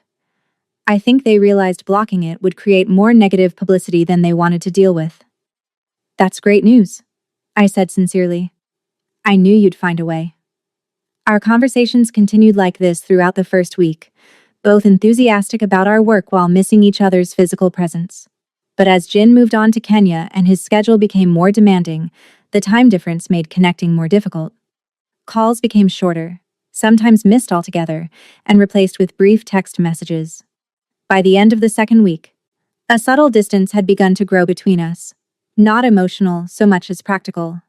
Our lives were moving in different directions, both meaningful but increasingly separate. Meanwhile, I noticed something concerning. Despite our attempts to keep our relationship private, photographers occasionally appeared outside my apartment building or workplace. I tried to ignore them, but their presence was a constant reminder of the public interest in my connection to Jin. One evening, after a particularly exhausting day, I collapsed onto my couch and opened my laptop to check my email. A message from an unfamiliar address caught my attention. The subject line read simply, "What you should know about Jin Kang." Against my better judgment, I opened it. Inside was a collection of links to old news articles and social media posts about Jin's past. Not just business dealings, but details about his time in organized crime, violence, intimidation, the criminal empire he'd supposedly left behind. The message concluded with, "He has a pattern. Gets involved, makes promises, then reverts to old ways when things get difficult. Just thought you should know what you're getting into. Those tattoos aren't just decoration." The email was anonymous, but I had my suspicions about who might have sent it. I closed the laptop, troubled despite myself. I had known about Jin's past in general terms, but seeing the specifics laid out was different. The seed of uncertainty had been planted. My phone buzzed with a text from Jin. "Sorry I missed our call again. Emergency meeting ran late. Talk tomorrow?" I stared at the message, suddenly feeling the full weight of the gap between our worlds. While I was grading papers and helping children learn to read, he was in meetings that could affect thousands of lives and millions of dollars. And somewhere in his past were things I couldn't fully understand, marked permanently on his skin. "No problem. Tomorrow works," I texted back, keeping it light. But that night, I found myself unable to sleep, my mind replaying both the anonymous email's warnings and Ji-yeon's visit weeks earlier. Had I been naive to think this relationship could work? Was I setting myself up for heartbreak by believing someone with Jin's past could truly change? The next day, Samuel found me distracted during our usual Sunday breakfast. "Earth to Natalie," he said, waving a hand in front of my face. "You haven't heard a word I've said." "Sorry," I sighed. "Just tired." Samuel studied my face. "This isn't about those photographers outside, is it? Or is it about Jin being away?" "Both?" "Neither." I pushed my food around my plate. "I got this email." After I explained about the anonymous message, Samuel's expression hardened. "That's messed up. Sounds like someone's trying to sabotage your relationship." "Maybe," I conceded. "Or maybe they're trying to warn me." "Do you really believe that?" Samuel asked incredulously. After everything Jin has done for our family? The way he looks at you? I shook my head. I don't know what to believe. That's the problem. Our lives are so different, Sam. He's literally on another continent right now making decisions that will affect thousands of people. And I'm here trying to help one child at a time learn to read. Plus, his past. Those tattoos are reminders of things I can barely imagine. Both those things matter, Samuel pointed out, just in different ways. And his past is past. He's not hiding it. But for how long will someone like him find my world interesting? I asked. What happens when the novelty wears off? Or when old patterns resurface? Samuel leaned back, considering his sister carefully. I think you're looking for reasons to push him away before he can hurt you. But from what I've seen, Jin isn't like other guys. He actually cares about the same things you do. Education, making a difference, and he's honest about where he came from. I knew my brother had a point. But the distance, both physical and circumstantial, was making my doubts harder to ignore. That evening, when Jin called as promised, I found myself holding back slightly, measuring my words. He noticed immediately. Is everything okay? He asked, his face concerned even through the video screen. You seem distant. I hesitated, then decided on honesty. I got an anonymous email yesterday. About your past. With details and suggestions that you have a pattern of reverting. Jin's expression darkened. That's completely inappropriate. Do you have any idea who sent it? I have suspicions, I admitted. But that's not the point. The point is it made me wonder if I really know what I'm getting into. If those tattoos are just decoration or warnings I should heed. And what do you think? Jin asked quietly. I think I don't know what to think, I replied honestly. We've only known each other a few months. You're traveling the world doing amazing work, meeting incredible people. I'm in a classroom helping kids sound out words. It's not hard to imagine you eventually realizing we're too different, or that old habits are hard to break. Jin was silent for a long moment. Do you remember what I told you that first night at the gala? About why I was drawn to you? I nodded slightly. Because you saw me as a person, not a fortune or a threat or a past I can't change. Because you're genuine in a way few people in my life have ever been. Jin leaned closer to the camera. Yes. Our day-to-day lives look different. Yes. I have a past I'm not proud of, marked on my skin so I never forget. But the things that matter to us, education, making a difference, family, those align perfectly. And as for reverting, he smiled slightly. Natalie, every conversation with you reminds me why I chose to change. I'm not going anywhere unless you want me to. His words eased some of my anxiety, but not all of it. I'm sorry. I shouldn't have let an anonymous email get to me. No, I'm glad you told me, Jin said. We promised honesty, remember? That includes sharing our doubts and concerns. After we ended the call, I felt somewhat reassured. But the next morning, I opened my social media to find I had been tagged in dozens of posts overnight. Someone had leaked photos of me from college. Nothing scandalous, just normal party pictures of me having fun with friends. But they were being shared with captions suggesting I was a gold digger who had targeted Jin Kang despite knowing his dangerous past. Horrified, I immediately closed the app. My phone began ringing with calls from numbers I didn't recognize, reporters, most likely, wanting comments on the photos. I turned off my phone entirely, feeling sick. When I arrived at work, the principal called me into his office. Miss Johnson, he began awkwardly, I need to address the situation that's developing on social media. Those photos are from years ago, I explained. They're just normal college pictures being taken completely out of context. I understand that, the principal assured me, but we have a very strict policy about staff social media presence, especially for those working with younger children. Parents are already calling with concerns, some about the photos, others about your connection to someone with Mr. Kang's reputation. I felt my heart sinking. What are you saying? I'm not saying anything definitive at this point, he replied carefully. But the school board has requested a meeting to discuss the situation. Until then, we think it would be best if you took a few days of leave. It was happening again, My personal life affecting my professional opportunities. I left the school feeling numb, uncertain how things had spiraled so quickly. Unable to reach Jin due to his meeting schedule, I sent a brief text explaining the situation. His response came hours later. "This is unacceptable. I'm having my legal team look into who leaked those photos. They'll also contact the school board to clarify the situation." While I appreciated his support, something about his response troubled me. It felt like he was treating this as a problem to be solved with money and lawyers, rather than understanding the emotional impact on me. When we finally connected by video that evening, Jin was clearly angry. "My security team believes the photo leak and the anonymous email came from the same source," he said. "We're closing in on who's responsible." "Does it really matter who did it?" I asked tiredly. "The damage is done. I've been asked to take leave from a job I just started.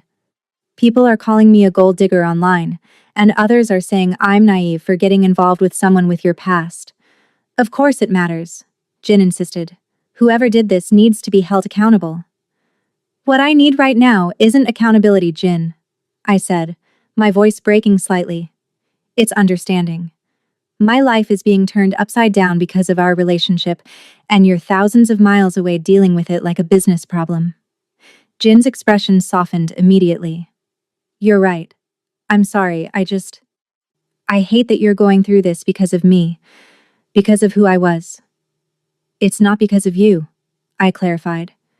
"It's because of who you are in the world. There's a difference." They were both quiet for a moment, the reality of our situation hanging between us. "I can come back early," Jin finally offered. "The most critical meetings are done. My team can handle the rest." I was tempted to say yes, to ask him to return and help me navigate this storm. But I knew that would be selfish. "No," I said firmly. "The work you're doing there is too important. I can handle this." "Are you sure?" Jin pressed, clearly concerned. "I'm sure," I nodded, though I felt anything but certain. "We just need to figure out a better way forward when you get back. One that doesn't keep disrupting both our lives." After we ended the call, I sat alone in my apartment, feeling the full weight of the challenges we faced. It wasn't just about different backgrounds or lifestyles anymore. It was about the practical reality of dating someone whose very name attracted attention and scrutiny I had never wanted, whose past would always be part of the equation. The next day brought more complications. When Samuel arrived home from classes, he was unusually quiet. "What's wrong?" I asked.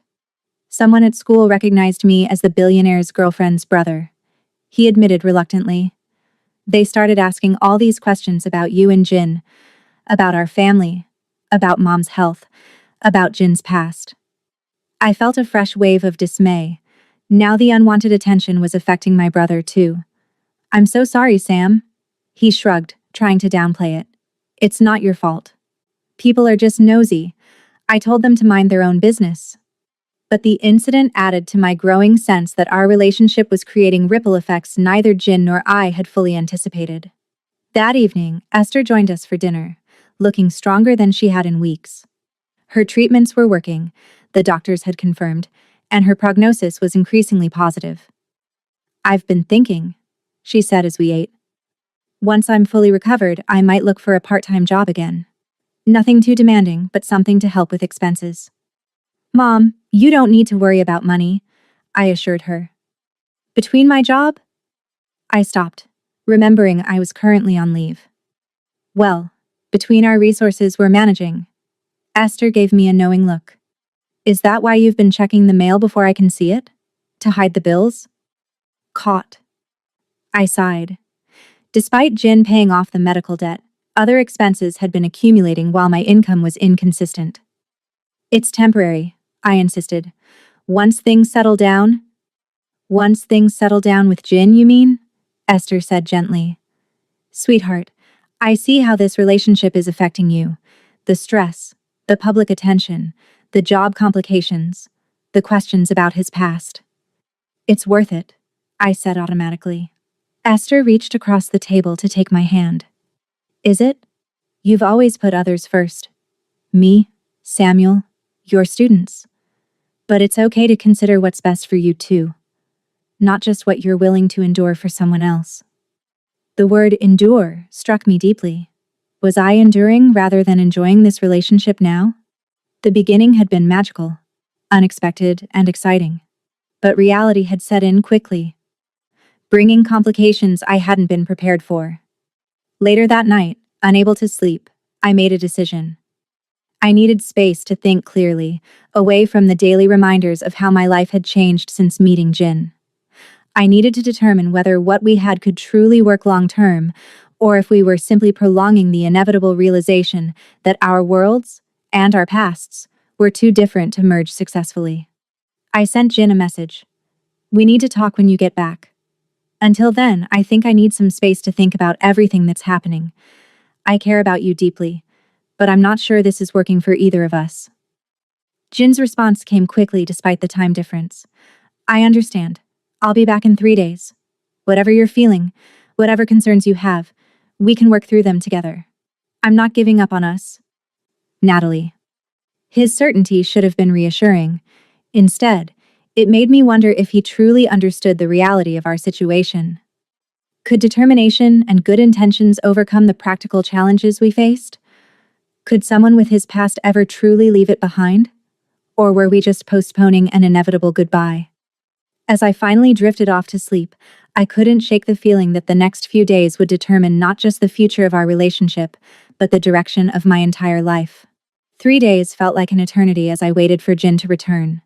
I used the time to seriously consider what I wanted, not just for our relationship, but for my life more broadly. The teaching position remained in limbo. The school board would meet the following week to make a final decision. Meanwhile, I focused on my credential coursework and spent time with my family, deliberately avoiding social media and news. On the day of Jin's return, I received an unexpected call from a blocked number. Against my better judgment, I answered. Natalie Johnson? A woman's crisp voice asked. Yes? This is Victoria Winters from the Chronicle. I'd like to offer you an opportunity to tell your side of the story before we publish our piece tomorrow. My stomach tightened. What piece? Our investigation into your relationship with Jin Kang, the reporter explained, her tone professionally pleasant. We've uncovered some interesting information about the timing of your supposed chance meeting at the airport. What are you talking about? I asked, genuinely confused. Security footage shows you waiting in that specific area for over 30 minutes before Mr. Kang's arrival. And your brother was nowhere nearby, contrary to your story about mistaking Mr. Kang for him. I felt like the floor was dropping beneath me. That's not true. My brother was there. He just arrived from a different direction than I expected. We also have sources suggesting you researched Mr. Kang extensively before the encounter, the reporter continued, ignoring my denial. Including his travel schedule, his business interests, and even his criminal history. This is completely false, I said firmly, anger replacing my initial shock. Who are these sources? What would I possibly gain from orchestrating such an elaborate scheme? Well, your mother's medical bills have been paid off for one thing, Victoria replied smoothly. And you've gained access to social circles you couldn't have entered otherwise. Some might say you deliberately targeted someone with Mr. Kang's past, knowing he would be eager to prove he's changed. I was speechless with outrage. Before I could formulate a response, the reporter continued. I'm offering you a chance to provide your perspective, Miss Johnson. Otherwise, we'll proceed with the information we have. Which is nothing but lies, I finally managed. I have no comment on your fictitious story. I hung up, hands shaking with a mix of anger and disbelief. Someone was deliberately trying to destroy my relationship with Jin by painting me as a calculating gold digger. The question was, who would benefit from such a portrayal? My phone rang again almost immediately. This time it was Jin. I just landed, he said when I answered. Can I come see you? Despite my turmoil over the reporter's call, I felt a wave of relief at the sound of his voice. Yes, there's something I need to tell you about. An hour later, Jin arrived at my apartment, looking tired from travel but happy to see me.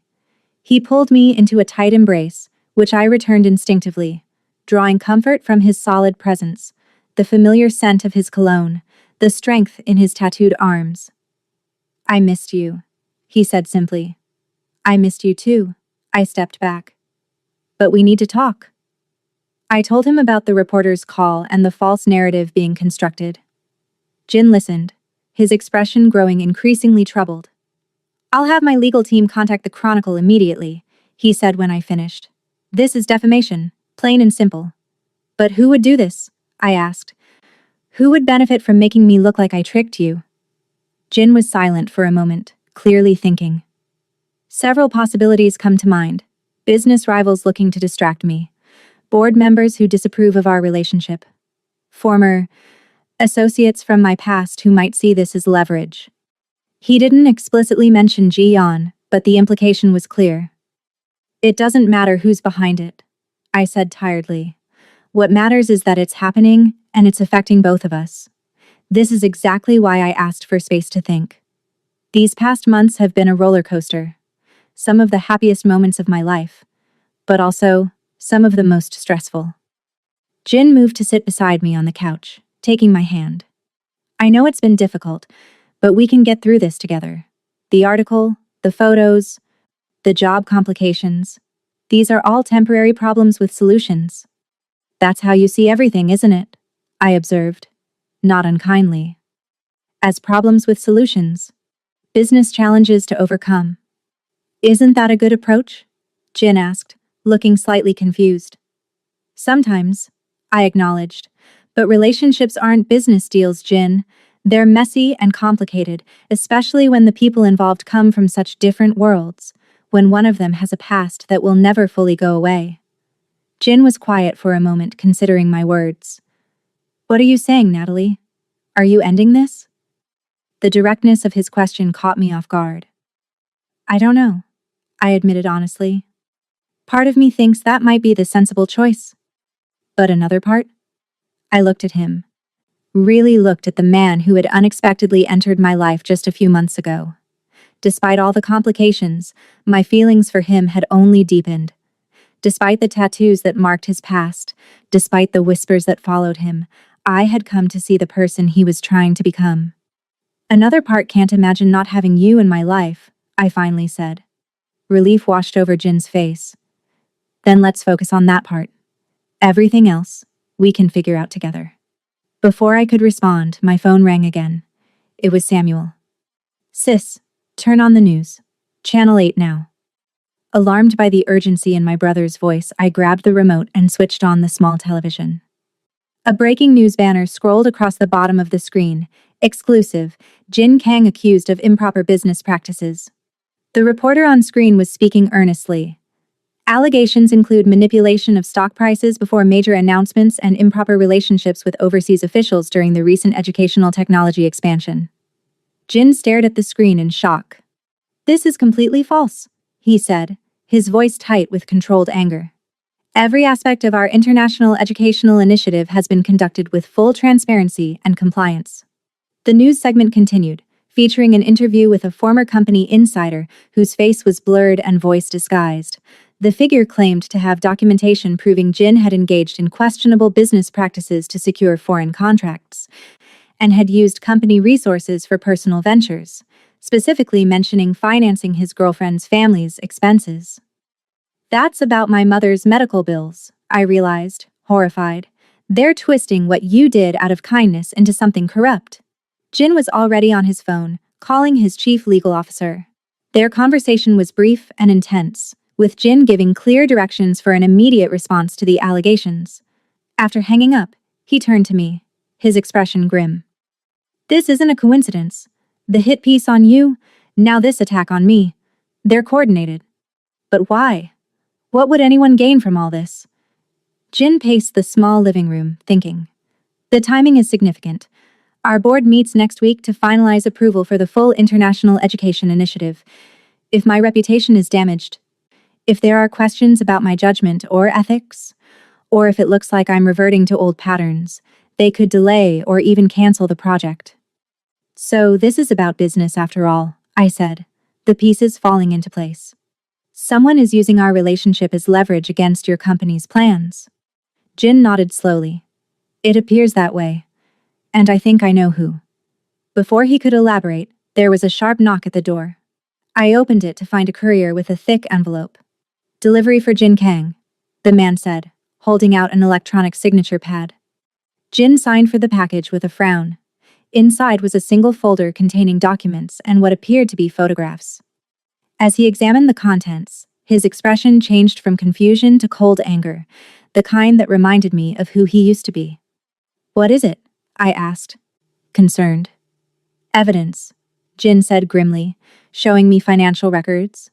"Harold Whitman, my most vocal opponent on the board, has been secretly investing in a rival company developing similar educational technology.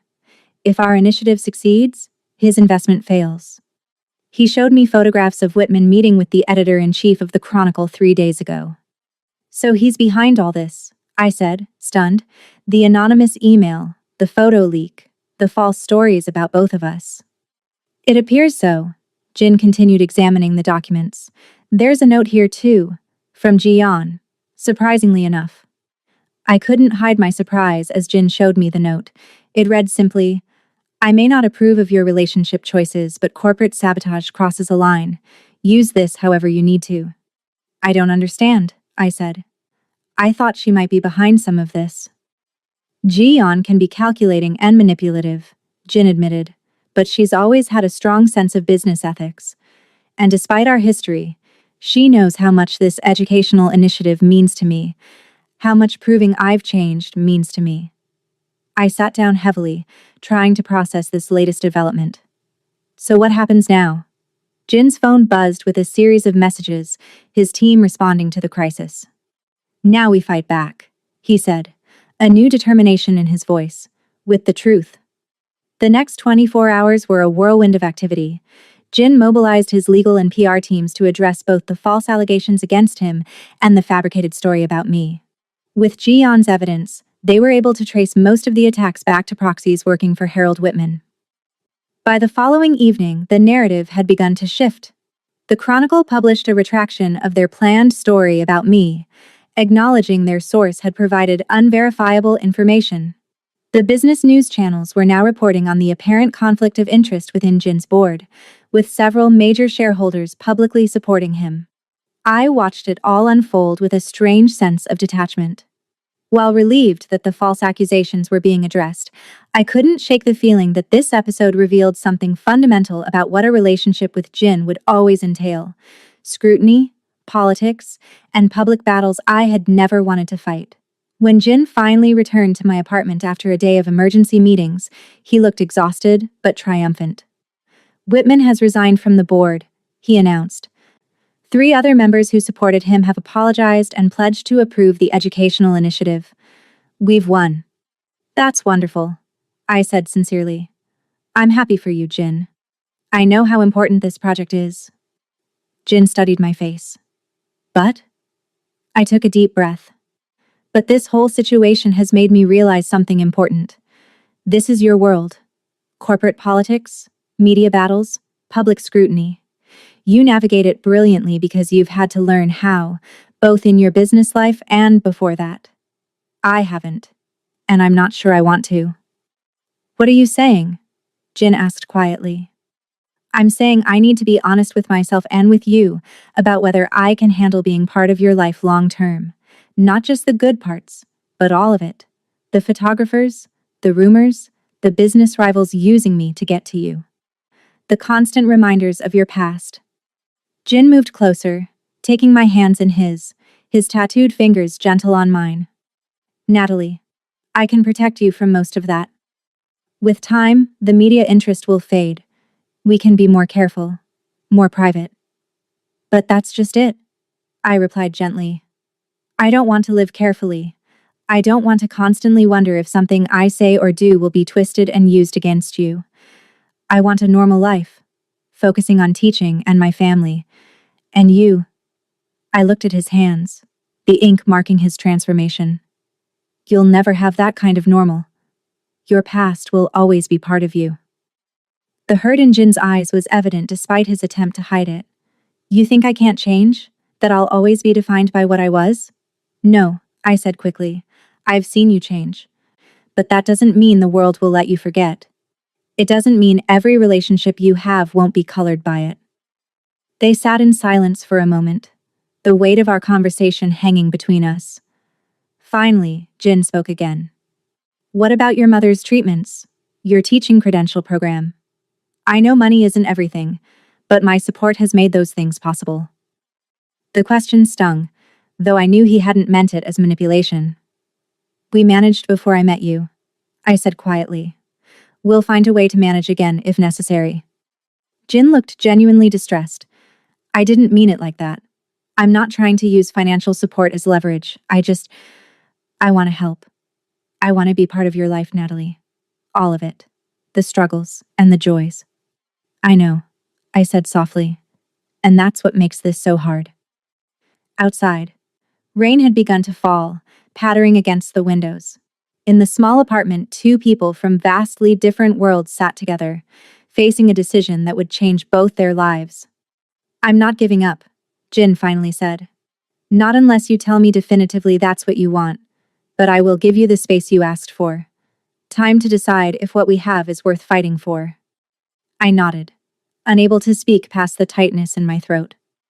Jin stood, clearly reluctant to leave but respecting my need for space. At the door, he turned back to me. For what it's worth, he said, meeting you was the best thing that's happened to me in years. Whether you believe it or not, you've changed me, Natalie. You've reminded me what really matters. You've made me believe I could truly leave my past behind. After he left, I sat alone in the quiet apartment, tears finally flowing freely. The rational part of my mind insisted that ending things now would be simpler, cleaner, but my heart rebelled against the idea of never seeing Jin again, never experiencing the connection we had built despite all the obstacles. As I finally went to bed, exhausted from emotional turmoil, I realized that the next day would bring the most important decision of my life, not just about a relationship, but about what kind of future I truly wanted, safe and predictable, or challenging, but potentially extraordinary. What I didn't know was that morning would bring an unexpected development that would change everything once again. I woke to sunlight streaming through my bedroom window. After the emotional turmoil of the previous day, I had slept surprisingly well. As if my subconscious had already made the decision my conscious mind was struggling with. I made coffee and sat by the window, watching the city come to life below. My thoughts turned to Jin, his determination, his integrity in facing the false accusations, the way he had respected my need for space despite clearly wanting to fight for our relationship. Whatever I decided, I knew I had been fortunate to know him. My phone buzzed with a text from Samuel. Mom and I are going to the park for a walk. Join us? The normality of the invitation was appealing after days of drama. Be there in 30, I replied. The small neighborhood park was peaceful on Sunday morning, with families strolling along the paths and children playing on the swings. I spotted my mother and brother on a bench near the central fountain, both looking relaxed and happy. There she is, Samuel called as I approached, the woman of the hour. Please tell me there isn't more news, I groaned, sitting beside them. Not about you specifically, Esther said, handing me the morning paper, but about Jin. The front page business section featured a detailed expose of Harold Whitman's conflict of interest and attempted sabotage of Jin's educational initiative. The article painted Jin as a principled CEO fighting corporate corruption, noting that his relationship with a teacher from a modest background had been weaponized in an attempt to derail his humanitarian business goals. It even mentioned his past, framing the education initiative as proof of genuine transformation. They actually got most of it right, I said, surprised. And they described me as a teacher rather than the airport hugger. That's progress, I guess. Have you decided what you're going to do? Esther asked gently. I sighed. I've been thinking about it all night. Part of me believes ending things would be simpler for everyone. But another part loves him, Samuel suggested. The directness of the question caught me off guard. Did I love Jin? We had never used that word with each other, cautious perhaps about moving too quickly in a relationship already complicated by external factors. I care about him deeply, I said carefully. But love requires more than just feelings. It requires compatibility. shared values, similar goals. Which you and Jin have, Samuel pointed out. You both care about education, about making a difference. You're both loyal to family. You're both stubborn as hell, he added with a grin. Samuel's right, Esther said, surprising me. I've watched you two together. Behind all the surface differences, you connect on what truly matters. His past doesn't define him. It's part of his story, but not the whole story. But Mom, you've seen how complicated this has been, I protested. The media attention, the job issues, the stress, the constant reminders of his past. Esther patted my daughter's hand. Life is always complicated, sweetheart. The question is whether what you gain is worth what you endure. She smiled slightly. And whether you're stronger together facing those complications than you would be apart. As I considered my mother's words, a commotion near the park entrance caught our attention. A small crowd had gathered. People pointing and taking photos with their phones. What's happening? I asked, standing to get a better view. And then I saw him. Jin, walking through the park alone and without his usual security detail. He was dressed simply in jeans and a blue jacket, the same blue jacket he had been wearing the day we met at the airport. The coincidence couldn't be accidental. His tattooed hands were visible, and he made no effort to hide them. He spotted me and changed direction, walking purposefully toward our bench. People in the park recognized him, some taking photos, others whispering to each other. But for once, Jin seemed completely unconcerned by the attention. I know you asked for space, he said when he reached us, slightly breathless as if he had been hurrying, and I planned to give it to you. But then I realized something important. What's that? I asked, my heart racing despite myself. That sometimes the right thing isn't the careful thing. Jin glanced around at the curious onlookers, then back to me. I've spent years being careful, calculating risks, managing perceptions, hiding my past, trying to prove I've changed. Until you hugged me in that airport and turned everything upside down. I couldn't help smiling at the memory. It was an honest mistake. Best mistake of my life, Jin replied with feeling. Natalie, I don't want to be careful anymore. I don't want to hide or downplay or strategically manage our relationship to please my board or the media or anyone else. I want to be honest with the world and with you about how I feel. People had begun to gather around us, sensing that something significant was happening. Phones were raised, recording the scene. For once, I found I didn't mind the attention. And how do you feel? I asked softly. Jin took my hands in his tattooed fingers intertwining with mine, his eyes never leaving my face. I love you, he said simply, his voice carrying in the quiet morning air. I love your kindness, your intelligence, your dedication to your family and your students. I love how you challenge me to be better than I was. I love that you've never once been intimidated by my past or impressed by my money, only by the person I'm trying to become. Murmurs rippled through the growing crowd. Samuel was grinning broadly beside us while Esther watched with tears in her eyes. I know our worlds are different, Jin continued. I know there will be challenges. I know my past will always be part of who I am. He glanced down at his tattooed hands. These will never go away. The whispers might never stop. But I also know that what we have is worth fighting for. So I'm standing here in public, not caring who sees or what they think, asking you to give us a real chance. I was momentarily speechless, overwhelmed by both his words and the public nature of his declaration. In that moment, I realized something important. The Jin Kang standing before me, vulnerable and honest, was far removed from the cautious businessman who had first given me his card at the airport. He had changed, just as I had. I don't need grand gestures or public declarations, I finally said, but I appreciate what this means for you, choosing to be open despite the risks. That's not an answer, Jin pointed out, a hint of anxiety in his voice. I smiled, suddenly certain of my decision. Yes, I said clearly. Yes, I'll give us a real chance, because I love you too. The words felt right as soon as I spoke them.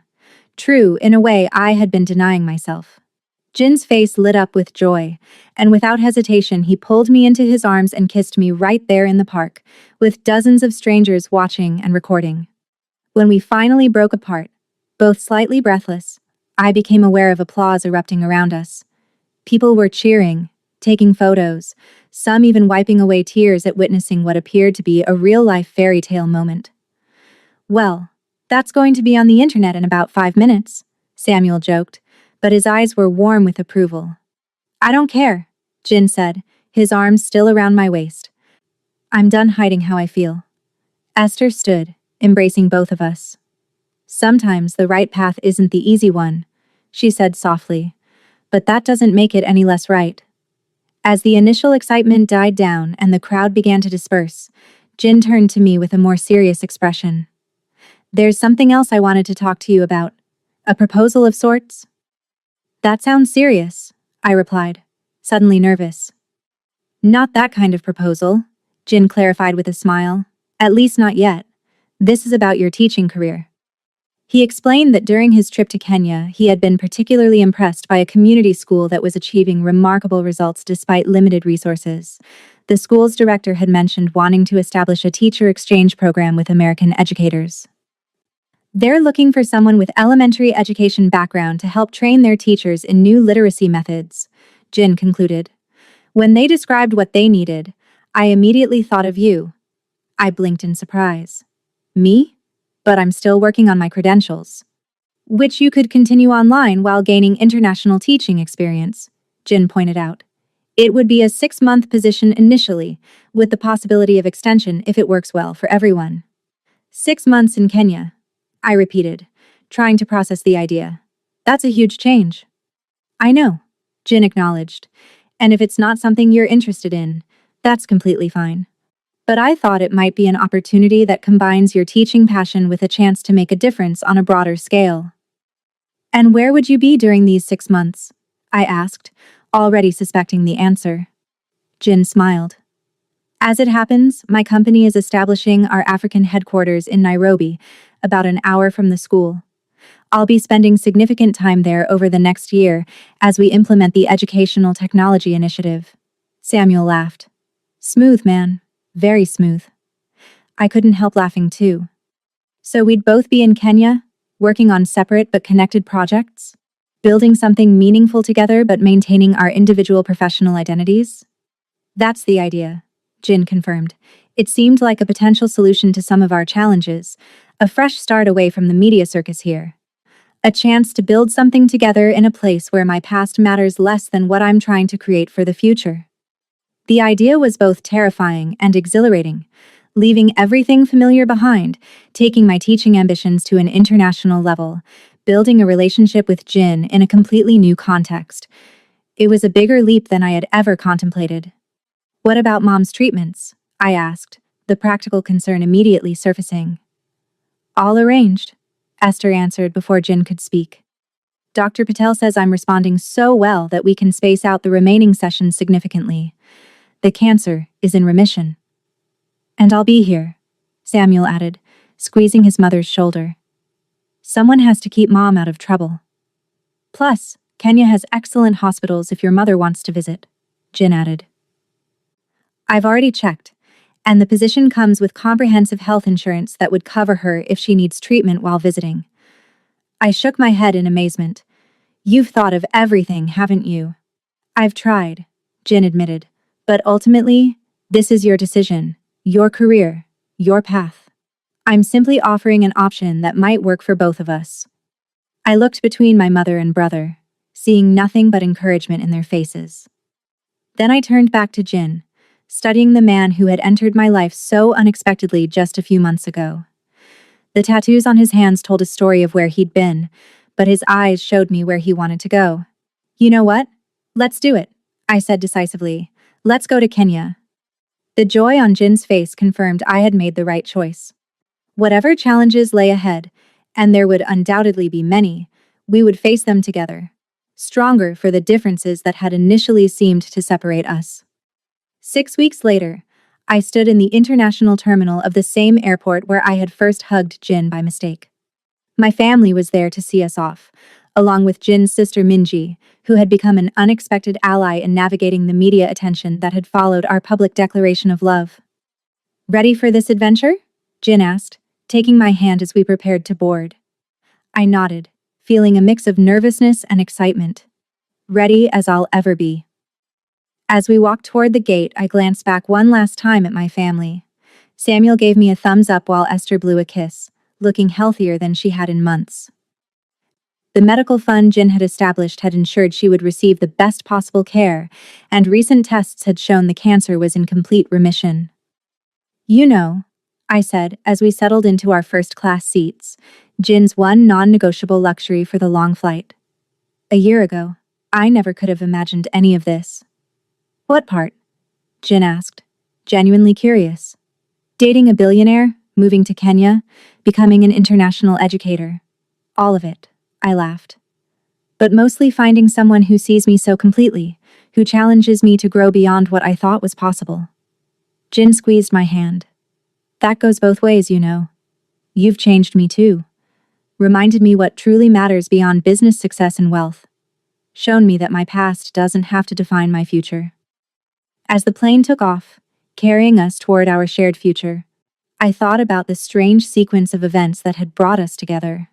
A simple mistake, hugging the wrong man in an airport, had set in motion a journey neither of us could have anticipated.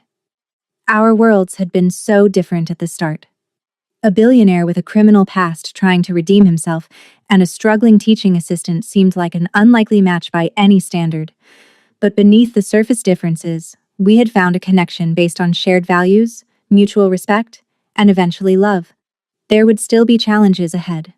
The differences in our backgrounds wouldn't magically disappear. Jin's past would always be part of his story, marked permanently on his skin. The public interest in our relationship would likely continue, and we would both need to learn and grow as we built a life together. But as I looked at Jin beside me, already talking excitedly about the school we would be visiting first in Kenya, I felt nothing but certainty. Some chances were worth taking. Some mistakes, like hugging the wrong man in an airport, turned out to be the best decisions of all. In the end, it wasn't about erasing our differences or pretending they didn't exist. It was about recognizing that sometimes the most unlikely connections could be the strongest, bridging different worlds to create something beautiful and unexpected. As the plane soared above the clouds, I leaned my head on Jin's shoulder, content in the knowledge that our story was just beginning. Whatever came next, we would face it together. The billionaire with the tattooed past and the teacher who had found him by chance, chosen by heart. And somewhere below us, in that same airport terminal where our story began, new travelers were arriving and departing, hugging loved ones, making their own mistakes, creating their own unexpected connections. Life continued its beautiful, chaotic rhythm. But for us, everything had changed. For us, the mistake had become magic.